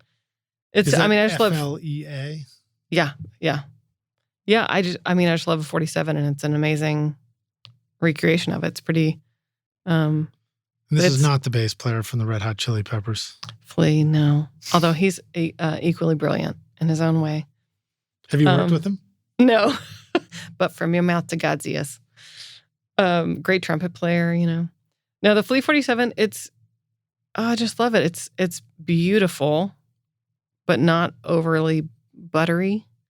But it definitely has some probably some like French salted butter, thinly spread. Interesting. I am massively impressed with iZotope Ozone. I've been mastering a lot of my records recently, and Ozone makes it so easy for me to get a fantastic sound. The mastering assistant will help you get started by measuring your track and suggesting all the settings you need for a professional result based on the genre and EQ curve of your choice. You can even reference a specific song if you want, using simple yet sophisticated modules like clarity, impact, low-end focus, stabilizer, imager, exciter, and spectral shaping, along with powerful dynamic EQ, compression, and limiting. You simply adjust the settings to your own taste, and it sounds incredible. And the magic of master rebalance means you can reach into your mix at the mastering stage and manipulate the vocal, bass, and drums. My bandmates are pretty demanding of my mixes, but now when I send off the masters for approval and get comments back like, "Holy bleep, pristine, damn good mastering, crystal clear, you're a wizard, finally I love my singing, and the drums and bass sound huge," well then I know I'm doing something right. So check out the newest Ozone, RX, and all the other great apps at iZotope.com and use the code ROCK10 to get 10% off. And then you've got some clips on your social media of like mic collection kind of laid out on the couch and stuff. Talk a little bit about some of your favorite mics. I think I spotted Cole's in there, the 4038's Audio-Technica mic. Maybe it was a 4033 or something, one of those classics. I don't know. And a lot of SE microphones. Yeah. Yeah. Those are the Rupert Neve. Yeah. designs. A couple in those lists are some of my favorites, like the Coles. I love, of course. Horns and drums. I use them on a lot. Let's go. Let's talk about use case for each mic as you get to it. Like, so okay. The 4038, the Coles, what are situations? You said horns and drums. Where would you maybe put them when you're recording? Would they be, and I've heard people say that if they're horizontal versus vertical, like if you put them as an overhead on the drum, the ribbon actually sags a wee bit and gets a different high end and stuff like that. Is that stuff you totally noticed? I've used it on trumpet a lot because they're so dark that it's really counteracting what I want to counteract in the trumpet. Right. It's that idea of contrast. Like if an instrument's really bright, a dark mic. Yeah. What personality is complementary to yours? Yeah. Don't like change. The vocalist isn't going to be a different vocalist, but you can flatter it. Like, thank God there's not two of me in this room right now doing the interview. Listen. I love on SE, that SE and Rupert Neve, they did like a collaboration on RN17 is the model. RN17. And those are really cool, really interesting. And the Soyuz 014, I use on my piano, the U3 a lot. Also, gear makers, we can use things other than numbers and letters. It's hard to remember. It's hard to remember just like 1076, 513. It's funny because you said it, and by the time I was even writing it down, I forgot what you said. Right? So I just put a question mark. Just start calling it like the Maverick. I don't know. But what are some of the qualities to the SE microphones? Because I haven't used them much. You know, a great mic that I found that's in between, if you're looking in 57, 58 world for those kind of use cases of like, I don't want any bleed. I want it pretty direct. I want it to be able to take a lot of heat for like a powerful singer like we're talking about. Like I've used it on Terra Potenza. Or even the SM7B, those kind of things. They've got a mic called the VX7, I think. That SE vocal mic, it's a great, like, affordable. I travel with it a lot. I took it to Mexico on that KT Tunstall thing we did in a abandoned disco nightclub. Oh, nice. On the Brandi Carlile, the Girls Just Wanna Mexico thing. And also the Melissa Etheridge cruise. I brought a rig on, and I would just like go to these abandoned nightclubs because they weren't using them, and we would set up a little studio. Oh, on the cruise. Yeah, there's a video you did with somebody talking about that. Yeah, so that's the that vocal mic I just like threw in the road case, and I knew it would like ride well and still sounds awesome. It said something, the comment was something like they'd closed down the nightclubs for COVID and they hadn't reopened them yet, but you guys wanted to like, screw it, let's go in. That's and right. I immediately liked you for that. It was so fun. Okay, so the calls, the audio technica, what about condenser mics? Like where are situations where you find a condenser mic that might be a little bit bright, really useful? Those Soyuz are probably my go-to. There's a couple models of them, but Small for a diaphragm condenser, or large small. diaphragms? I use that on the piano a lot. Because Upright piano? yeah, it's an upright grand, the U3. So is it the kind of thing where you're playing the piano and you're kind of facing where the harp is and you open it up so that it's all exposed? And you can I hear the keep it hammers? off. I feel bad Nice about and keeping it off, but I did ask my piano tech the other day. I was like, should I have another upright grand in the dining room? And I was like, would I be a more responsible piano owner if I kept the front on? He was like, no. He was like, they're made to be played like that. And I was like, that makes me feel better. I know. I think about being responsible for my piano all the time, too. He said I was okay. So we're off the hook now. Talk about miking the piano. So I don't have an upright grand like that, but I love the way that sounds when it's recorded well. And boy, if I can even find my question on that. And the There was U3. a particular, maybe it was Lucy Wainwright. Yeah. I think maybe that was the one. Yeah. Ohio is for Lovers. Oh, Beautiful yeah. piano, wide stereo piano sound. That's he playing? Yeah. No way. It was so Tell me fun. about that. I think there's felt on that one, right? We made two different versions of that song and just released them both. You mean a felt piano? You mean like felt over the hammers kind of thing? Yeah, the U3 and I think also the U1 model have this middle pedal that you can like lock in to the left and it descends a piece of felt in between the hammers and then you can just take it off and it's back to being regular piano. Yeah, it definitely sounded really dark and I was not sure if that must have been it too. Yeah. And that like Largo in LA has the same thing but with tacks for a tack piano. Largo the club. Yeah. Where oh my gosh. John Bryan. Yeah, John Bryan does his like, you know, like call out any song and and it's that Elliott Smith piano, like that sound. Wow. Yeah. Yeah, you're a big Elliott Smith fan, right? Totally. Okay, cool. So that's just a good reminder that some of these incredible piano sounds we hear, that's the sound of the piano too. You start with the right kind of thing. Like a tack piano is the first thing I remember learning where you're like, oh, you put tacks on and you play it and it sounds like that. You know? Yeah. Yeah, that really like, it's physical first. Yeah. It's good to remember these. It's just a good reminder that there's, you know, we've, as engineers, like we put the mic up in front of them, we're trying to like dial in this cool thing for getting the sound. But don't forget that before it even hits the microphone, you have like almost an infinite variety of possible sounds you can make just if you and that can, yes, do the instrument the right way and play it the right way and hit it the right way. You know? Totally. And that's what I mean about zooming in. Like that can be really overwhelming when I think about every part of the food chain that's being affected. Like, yes, how close the mic, I'm putting it to the mic, but also how, you know, many other people are in the room and how that wood was made that year, how close it is away from the wall. You know, I mean. Especially when somebody's like, hey, can we get that same piano we got last time? That same sound? And you're like, What's the phrase? No man can walk through the same river twice. Oh, that's a good one. that should be our new response. Yeah. Remember that, rock stars. Next time somebody asks you to get that sound again. No man. No person. That's right. That's right. No musician can walk through the same river twice. Both you and the river have changed too much. Danny Nichols, The Melted Morning. Great tones on that record. Thanks. That song, if I'm remembering the song title right, starts out with just kind of like a thumping mallet floor tom thing that sounds really good.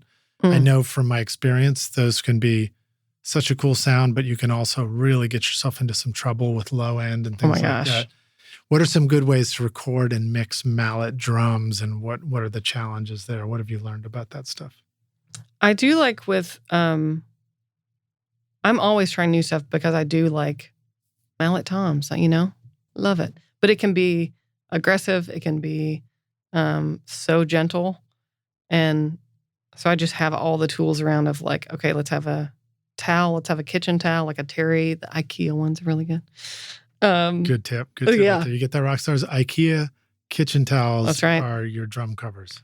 It's good. And there's also that, there's somebody in town who makes tortillas, they call them. Right. Yeah, I haven't tried one of those yet. I heard they're great. But it's that kind of thing of like, what can I just dampen it a little bit? And okay, that kind of manages the high frequencies a little bit. Okay, if the mic is getting too, if I'm getting too much lows, I'm usually changing the angle of the tom mic and messing with the distance. But right, so if it's boomy, probably back the mic. Yeah, move away. What about the angle? What does the angle do? How much I'm getting of the attack, and how I usually like less of the attack. So whether I'm doing that, I can do that from a compressor perspective. I can do that from a mic level, but even like angling away from where the mallet is striking the drum. Right. If your mic is pointed right towards the mallet, it hears more of the attack, pointed away a little bit. Yeah, it's like its eyes are looking at the point of impact versus like it's still going to hear it. And, all the time we'll have something weird like I was working with Ebony Smith, who's a great engineer, who had the mics turned a certain way. And she was like, before we move it, let's just hear what it sounds like. And it was angled at the ceiling because we were tuning something. And it was cool. I don't know if you ever heard the story of Glyn Johns getting the 3 mic, or the Glyn Johns drum. His method.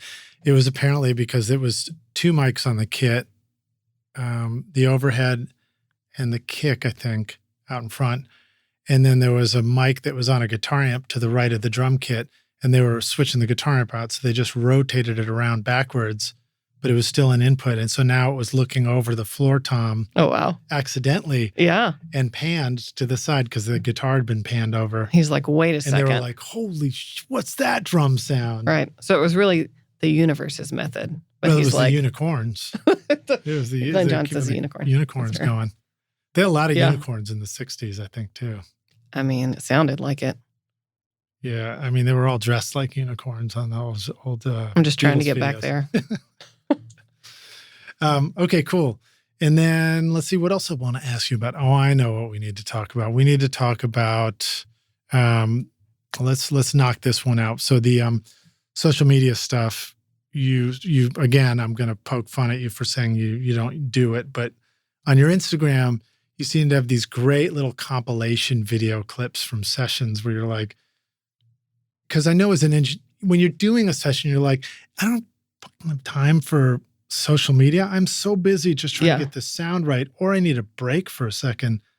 And the reason you're taking it is the difference that I hear in there is I'm a good documenter. I love documenting. I always would have a camcorder on my friends' trips and have all these tapes from all these years. So I love documenting, and the librarian in me archives it. And that's right. You were the librarian. That's right. So I love to have I'm thinking about how much I love those records from the 60s and 70s and how much I would want a record of that. And because I believe they're unicorns, that's enough. And so the social media part, I'm sort of thinking of it downstream of that, of I've got this really great footage of the time to help us remember it. And we live in a time where it's hard to stay connected to each other. And this is a way that's happening, however imperfect. So it's a lot of highlight reels of 6 months have gone by. I should, tell people that things have happened. But it's a clever way you do it. Instead of feeling like there's pressure to pose for something. I mean, I still feel pressure, to be clear. Right. But what I saw is that you just take all these little outtake clips of interesting moments and you just edit them together into a little reel. It's there's no complete anything in there. There's just little snapshots. And really, it's just you're like, wow, I actually got an impression of what that session was like from all these little clips together. But then what you end up with is not too long because you don't want to have something too long on Instagram, right? Although I could probably make an 8-hour documentary of every record that I do to have the footage, but nobody the documentaries no one is asking for. But I mean, that was a clever way to do it. It's like, it's easier to end up with lots of not so great video clips or photos in a session, but then compiling them together as a way to make it like interesting. Yeah. Like, and for me, I'm thinking about the only people on my page that that I'm thinking about carrying. I want to tell them about this record in a way that I'm like sharing records that I love with my friends. So I'm like thinking about what was it like under the hood? Like they're only getting the stereo wave file, and that's all they'll ever know of this. They're finished. They didn't even hear those alternate takes. Totally. There's a whole world that was happening in there, and we went through so much to get it. And that part is so, it can be grueling and, blissful and all the things. So to have what everybody else, their life with it, just be that, they're making their own terrariums and their own worlds. So that, how do I communicate where our worlds kind of overlap and link is I'm most interested in that space right now. And that's kind of like glad to hear that's doing a job of being like, here's a snapshot of what it was like. When do you find yourself most likely to do that? After the 2 weeks are over and you're in the breather moment? Honestly, like years later sometimes. Really? Yes.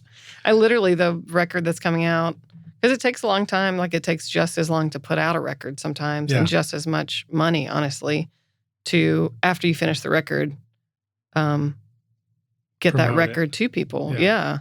In whatever way. So it does become a useful part of the promotion, is like, oh, here's these clips from when we did this stuff. Do you find it useful to do all that stuff on your iPhone with a little iMovie app or something? Or do you actually, did you teach yourself the video editing and you sort of like very intentionally do it on your computer? Some mix of both, probably. Like in college, I would make fake Lifetime movie trailers of my friends. Like we would go to the skating rink and I would make like a fake movie trailer. What was it called? Paper Thin Doll.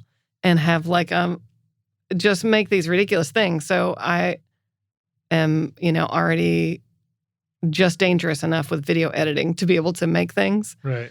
They say it's all in the edit. I mean, it's all in the timing. Especially comedy. Yeah. I mean, I feel like that way about records too, but it's all in the edit. Like after you track it, there's a whole nother round. I know this is like a adjacent jaunt, but I feel like I'm often fighting for time to edit. Yeah. But that like pocketing things and doing like, maybe in LA they have a line item for vocal production or on some like bigger budget things. But I usually don't, but value that work. And it's hard to, for people who aren't in the guts of making records, it's hard to be like, that's actually really important to like hold space just for slightly moving clips for hours at a time. Or like, checking this fade or whatever. That really like small minutia work can be hard to wade through, but can really like make a huge difference sometimes. Yeah, I agree. And, my attitude is always like, if the musicians are here, we should be in record. Yeah. Like they never leave you time. They don't even know that you didn't do the crossfade. Yeah, that's the priority. Although they'll hear it, like you play back the vocal take and they'll be like, there's something. I know. Like, I didn't, come on, it's just a breath. Because it's just, can't be everywhere all we're just trying to get the general gist. And then you're like, all right, I can't ask for that. I got to make it sound good. I know. Everybody's got their narrative. I had artists that I worked with where they couldn't even listen to it they couldn't even listen and decide what we had done until I had also gone through and completely tuned the vocal that that they had just done. I mean, the way we're perceiving ourselves comes up so intensely in making, especially like your own records, or it's just so vulnerable and personal that people, you just can't help but super soaker your feels onto everybody else in the room. Super soaker your feels. It's true. It's like, it's just going to happen because you're sort of like worried you're not going to be as creative as everyone else or not be able to deliver. And so, so being compassionate with each other in that moment is really handy. And all the unicorns are just dripping. And don't know that they are unicorns. They don't even know they're unicorns, but you see the colors. I really do. Thanks, Liz.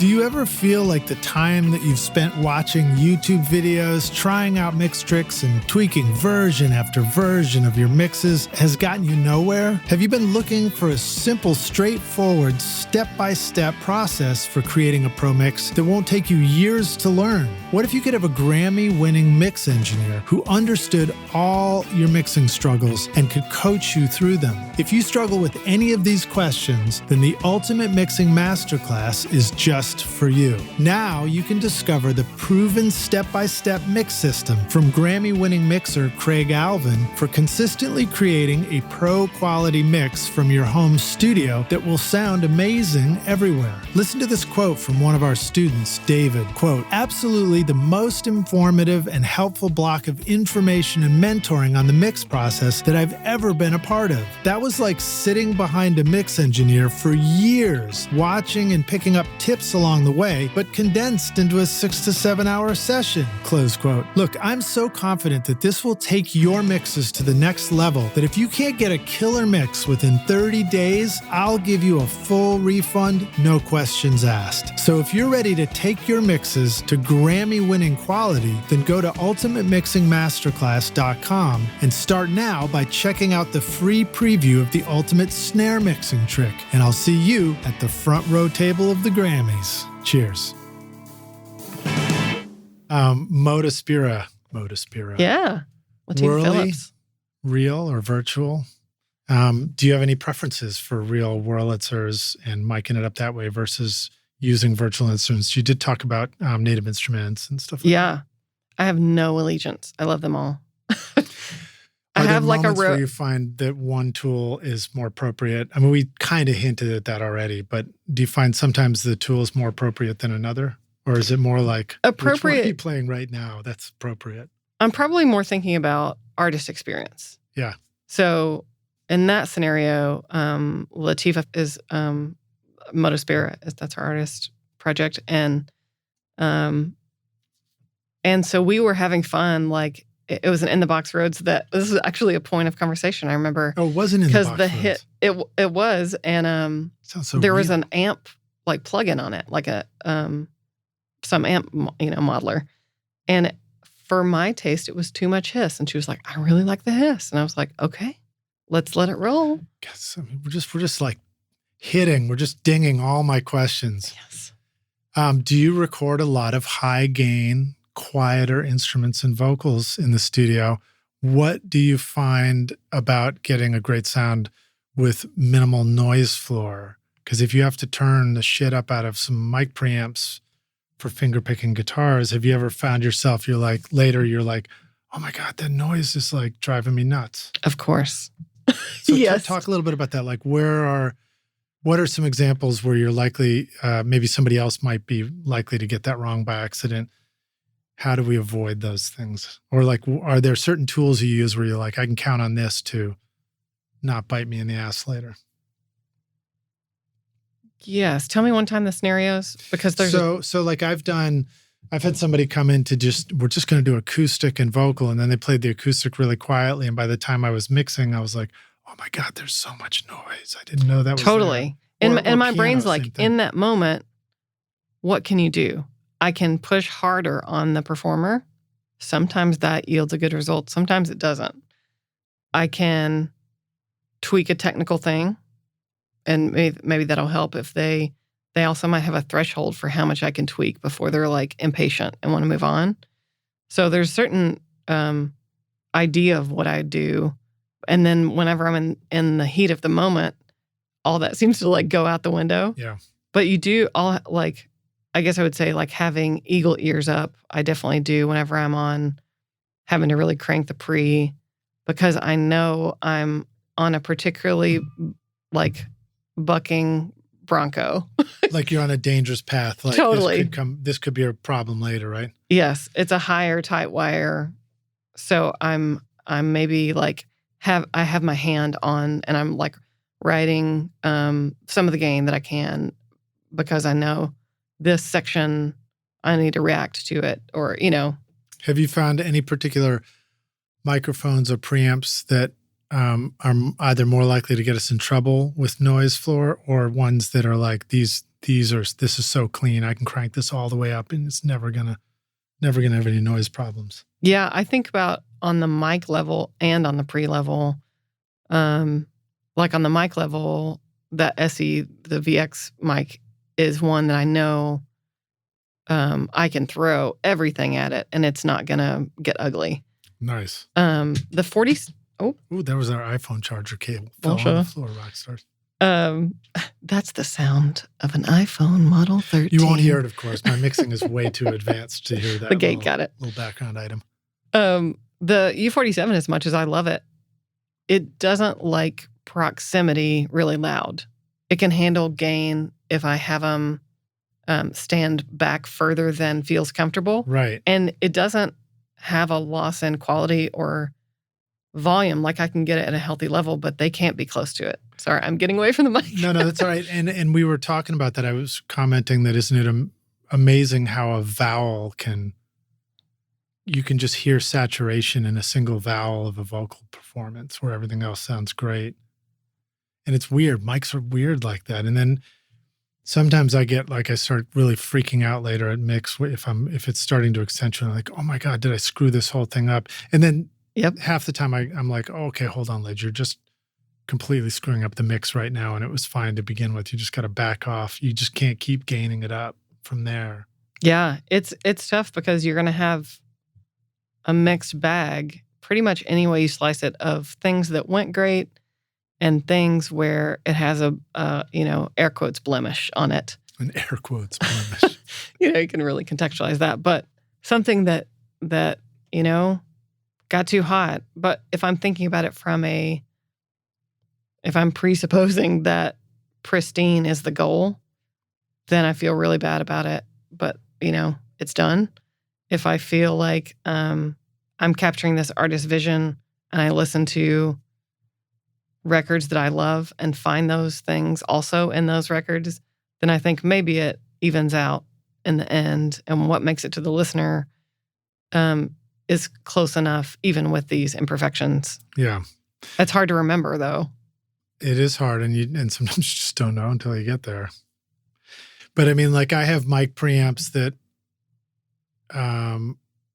if I gain it up, the noise floor is unacceptable to me. But that same mic preamp sounds fantastic for a rock band or something, for like something that's really digging in. The console can go pretty hot. Yeah.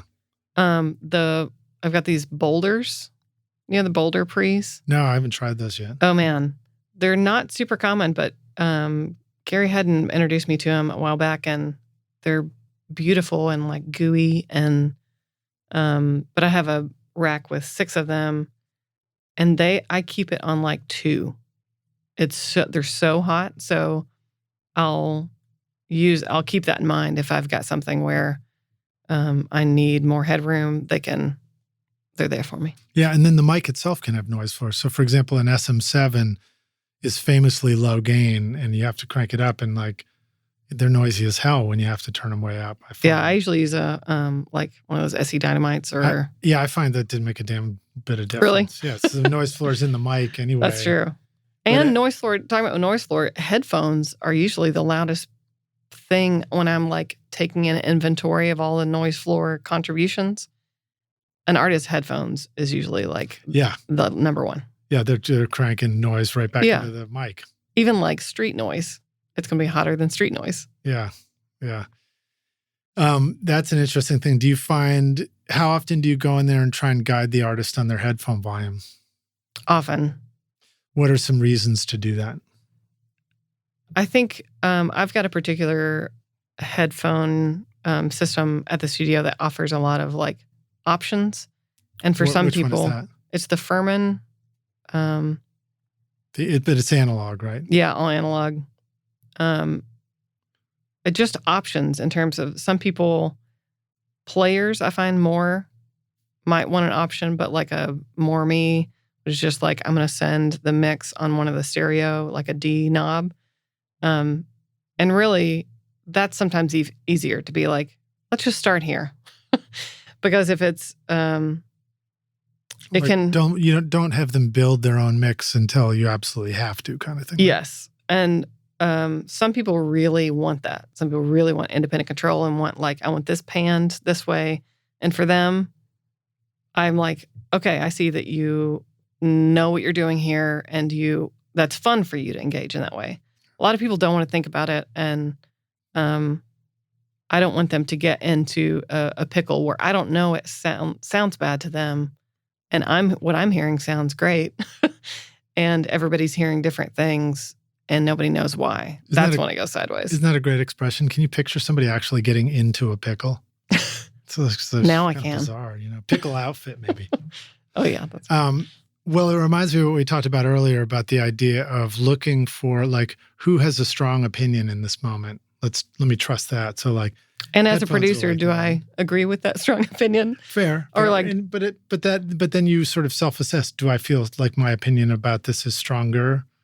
I'm usually in a mode of protecting the artists and their work. Usually their work, and both in tandem. But sometimes an artist is too close to the thing, so that's the only time where I'm like, oh, I need to save this from you for a minute until you regain your senses. But that sort of, I think, is probably my guiding. That's probably what I'm thinking about all the time in the little interactions of the bass player really wants it to go this way, and this person's huffy about they want it to go this way, and that can really have a momentum that can leave people behind. So keeping an eye on controlling the energy of the room is really important too. Yeah. Yeah. And then hopefully as a producer, you're staying focused on the song and the vocal and the story and the message. And the track and the don't feelings. Let the other stuff get lunch schedule. Derail it too much. Lunch schedule, yeah. It's true. Yeah, lunch is a funny one. I when I have an intern in the studio and they're available with the responsibility of doing a lunch run for us, I try to always, I've learned to just, inevitably if I ask the band if they want, is anybody thinking about lunch, they want it, people always say no, because nobody wants to be not tough. Right. And then I'm like, okay, cool, no worries, but how about we'll just kind of get an order placed early so that it shows up later. And then everybody's like, oh, then that's okay. So yeah. I'm not stopping the session right now. Yeah, I usually present a plan, and you can tweak the plan, but you don't have to take the mental load of being like, do you want to stop? I'm usually like, do you want to stop? We have this many pulled up. If this sounds good, let's do one more take, and just kind of already have the plan in place and gauge how many more takes and how that lines up with the schedule, and trying to hit that just right. It's always the taco take for us in our studio. Nice. That was the taco take, and they nail it, and they come in, and we try to always have lunch set out with napkins and stuff and glasses of water and everything. That's so that everybody can just sit right down and eat and then go right back to work. I need to get into that. It's just helpful because I remember those sessions where you're like, yeah, let's all go out for food. And then 3 hours later, you come back from a sushi place or something. Yep. It's hard to get back in the groove. Yeah. You're like, what was even this song? I try to take breaks outside though. I'll do sunset o'clock, and everybody has to run out to the deck and look at the sunset. That's great. Just get you in nature and get you out of your head. And we have a picnic table out by the studio. So when the weather's nice, we just always eat out there. Because the control room really does not smell great if everybody just eats in there. It changes your perspective about just have a little refresh. Yeah. This podcast is proud to present Recording Studio Rockstars Academy. Are you ready to take your recording, mixing, and mastering to the next level and make your best record ever? Then visit the Academy to find the course that's right for you. Want to record killer drums in your home studio? Then check out Rockstars of Drums to learn how to record, edit, and mix pro-sounding drums with a professional Nashville session drummer in a Grammy-winning studio. Or if you're ready to start mastering your own records at home, then check out Rockstars of Mastering, where I walk you through exactly how I master my own records using nothing but plugins. Plus, I take you into a world-class mastering studio, Sterling Sound, to meet with Ryan Smith and hear how he professionally mastered my record, Skadoosh, for release to streaming platforms. That's the music you hear on this podcast, Rockstars. And if mixing is your focus, then check out my free mixing course, Mix Master Bundle, where I show you how to mix using stock and free plugins in Pro Tools. Plus, you get a look at how I recorded everything in my studio and multi-track downloads for you to practice mixing and even upload to your website if you want. Are you ready to make your best record ever? Then go to recordingstudiorockstars.com/academy to get started now. The last part I wanted to ask you about with headphones is vocalist's pitch. Talk about allowing the singer to stay in a place of natural pitch center and not messing with that. What have you learned when it comes to headphones, when it comes to vocals as overdub versus vocals with the guitar in their hand at the same time, stuff like that? Yeah, it's so individual per person. And some people do sing better with a guitar in their hands. In general, I'm probably thinking about, is the singer relaxed? Do they feel like, is their brain on the lyrics, on the story that they're conveying? Are they in the moment? Are they in the experience and enjoying it? Or are they overthinking it? And that's usually what I'm trying to prioritize. And are you super attentive to pitch? Are you hyper aware of whether it's in tune or not? Yeah, that's a very French horn player thing too. Oh, right. But I can let it go in service to the story. If I'm like, okay, I need to get you, or I would like the energy of an 8 on this thing. And if you ice skate slip off a couple notes, I could care less, really. I more care about you being able to get to that place that makes me believe the bridge. Right. And that's a harder lift sometimes than this one note and this one phrase. I'm like, I bet we'll have it after a playlisting trying to get to the 8 energetically. That's where the engineering trickery and the magic tricks in the control room and the editing and stuff, really, that's the place for it. Yeah, it's in the comp. It's not, it usually doesn't have to be over-engineered if we're getting closer and closer to the right performance where they're getting to that place. Then it's like, oh, great, I know I've got 3 more, and I'm curious what else you have, in the tank. Go past it. And finding that edge is sometimes interesting when they're like, I can't sing that high. I'm not that kind of singer or whatever. Yeah. And then you're like, push them. And it's cool to have people find their own capacity, refamiliarize themselves with, you're actually capable of a lot more than you're giving yourself credit for. And doesn't that feel good to be braver coming out, Yeah, totally. Do you ever suggest vocal warm-ups to clients, or do you ever help them learn new ways to be ready for hitting that high note in a session? Or is it more often that they're showing up with what they got and that's... Yeah, I usually allow time for it. I don't know that I'm coaching people on how to do it. If I knew more, maybe I would. But I do think it's important and to do it more. We are coming up on the end here, but let me hit you with this question. Indigo Girls, One Lost Day. Love them. Share a story about recording that. And then here's the questions. Well, here's a question that goes with that.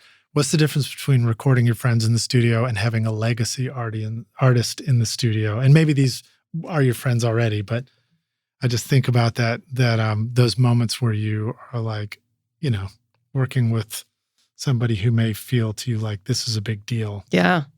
I mean, I could talk for about 3 hours about those questions that you just asked. We'll come back to that. We'll have another episode for it. Okay. Too. No, you can hit it. You say what you want to say now. 2 recording things that occurred to me that I remember are talking about like having an idea and then the artist like doesn't feel right. Yeah. And you're like, okay, well, the artist says it doesn't feel right. Yeah. Yeah. So we were recording this song of Amy's called Rise of the Black Messiah. And she's playing this like amazing old Gibson Mando. I think it's like I want to say 40s or something, very old. And but plugged direct in. So we've got a very fancy mic in the ISO booth.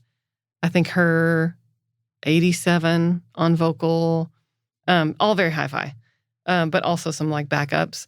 And it wasn't feeling right. And she was like, I want to go and stand right in front of Brandi Blade was playing drums. She was like, I want to be right in front of Brandi and just like, I need to feel that energy. So putting a mandolin right in front of her drum kit is a little challenging, but I was like, that's the gig. That's what we got to do. So we put a 57 on her vocal, DI'd the Mando, and that's what's on the record. One take. Right on. And the performance ended up as an awesome performance. Yeah, absolutely. But it's scary. Do you think that the new movie Barbie coming out has helped? I hope so. I hope a whole new generation like discover. Because Indigo Girls was like, wasn't that the song when huge? Yeah, across the desert. That was that's like right, Closer to Fine. Track. Yeah, yes. Totally. They've like made and continue to make awesome music. So talking about like knowing them as a listener and then as friends, for some reason, and I'm thankful for it. It's very in different parts of my person. Right. I don't. Emily even said I was hard on them. I think because I'm like, I know how good you are. I Come On Now Social is one of my favorite records. Like Shaming the Sun, love those 90s records, in addition to all the classic ones. And I sort of am wanting to push them and see how, I mean, it's just the dream to have like your favorite ingredients to make something with. Yeah, there's another recording moment with Emily whenever she was doing this particularly like vulnerable song that I think lyrically was really personal. And it just wasn't, she said she was feeling like, grumpy or whatever. And I went in the tracking room with her and was just like, play me the song. And so we took off headphones, so no headphones, and she just played the song, and that's also what was on the record. And it is interesting to like push these people who are so incredible that I've known as a listener for so long. But I feel like there's a responsible kind of part of me that kicks in more, that I'm like, I know how good you are. Come on, let's see how far into that we can take it. Like that creative limit is the biggest drive. Yeah, pushing a legend. I love it. And I feel like legacy artists, I feel like you can only say legacy artists sometimes if they're not like still doing things. Yes, yeah, I don't know. As soon as I wrote that down and said it, I was like, I hope that's not a bad word to use. But I just meant like, somebody really, somebody who feels like a really big deal to you in the studio. Totally. Their first single, I think, came out like the year I was born. Right on. I was touring with them one time and said something from stage about like how much I love the song in middle school, and I wasn't even thinking about it. And Emily was like, "Okay," but I was like, "This is ageless. This is the space we're talking about. Is not. It really doesn't have anything to do with it. It's like these songs that we all get to live in different ways." I think I remember the first time I saw them. Well, the only time I saw them, I think, was in '89, and we were driving down to Daytona Beach for spring break. Oh yeah, what a picture! In Atlanta, stayed with friends, and they were playing at some big outdoor festival. Oh, awesome! Checked it out. Super fun. Well, let me go to this closing question that I love to ask our guests on the show. We're going to take the Wayback Studio machine, and you get to go back in time and find young Jordan and say and just tap yourself on the shoulder and say, I'm sorry to interrupt you while you're practicing your French horn, but I've come back to give you this one bit of advice. Here's the single most important thing that you need to know to be a rock star of the studio yourself one day. What advice would you like to go back and give yourself if you could? Chill out and stay curious. Nice. That's Emphasis good. on chill out. That's so simple. You could probably remember it too. Chill out and stay curious. Hopefully. That's right. I love it.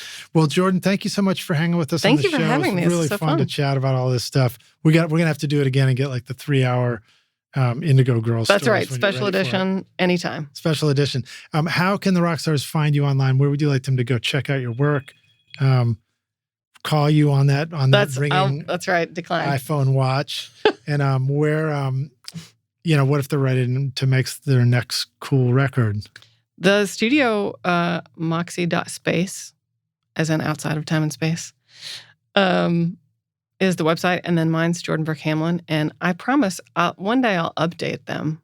And then Instagram is probably where things will also live. It's cool. We'll have links to that in the show notes too, Rockstars, so you can check out the Jordan's Instagram and Moxie's Instagram, where you can see the fun little videos I was talking about. Jordan, thanks for coming over. Thanks for having me. Rockstars, thanks for listening. We'll see you in the next episode. Cheers.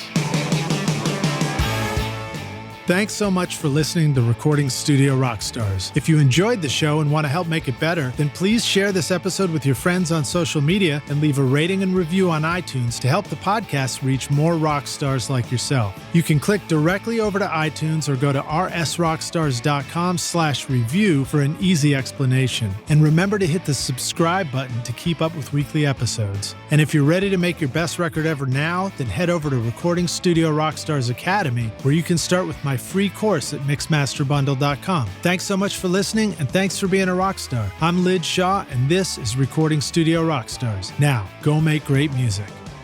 Recording Studio Rockstars would like to give a big thank you to our amazing sponsors who help make this episode possible: Lewitt, Grace Design, Adam Audio, Native Instruments, and Isotope. And remember, at isotope.com and nativeinstruments.com, use the coupon code ROCK10 for 10% off any plug-in purchase. If you enjoyed Recording Studio Rockstars, then please check out our sponsors using the links in our show notes below, because it's a great way to help support this show. These are all things I highly recommend for your studio, because they're going to help you make your best record ever. I would also like to thank our fantastic team here at Recording Studio Rockstars: Vlad Weselchenko, Braden Stremming, and Liz Hulitskaya. Thanks so much for listening, Rockstars, and we'll see you in the next episode. Cheers.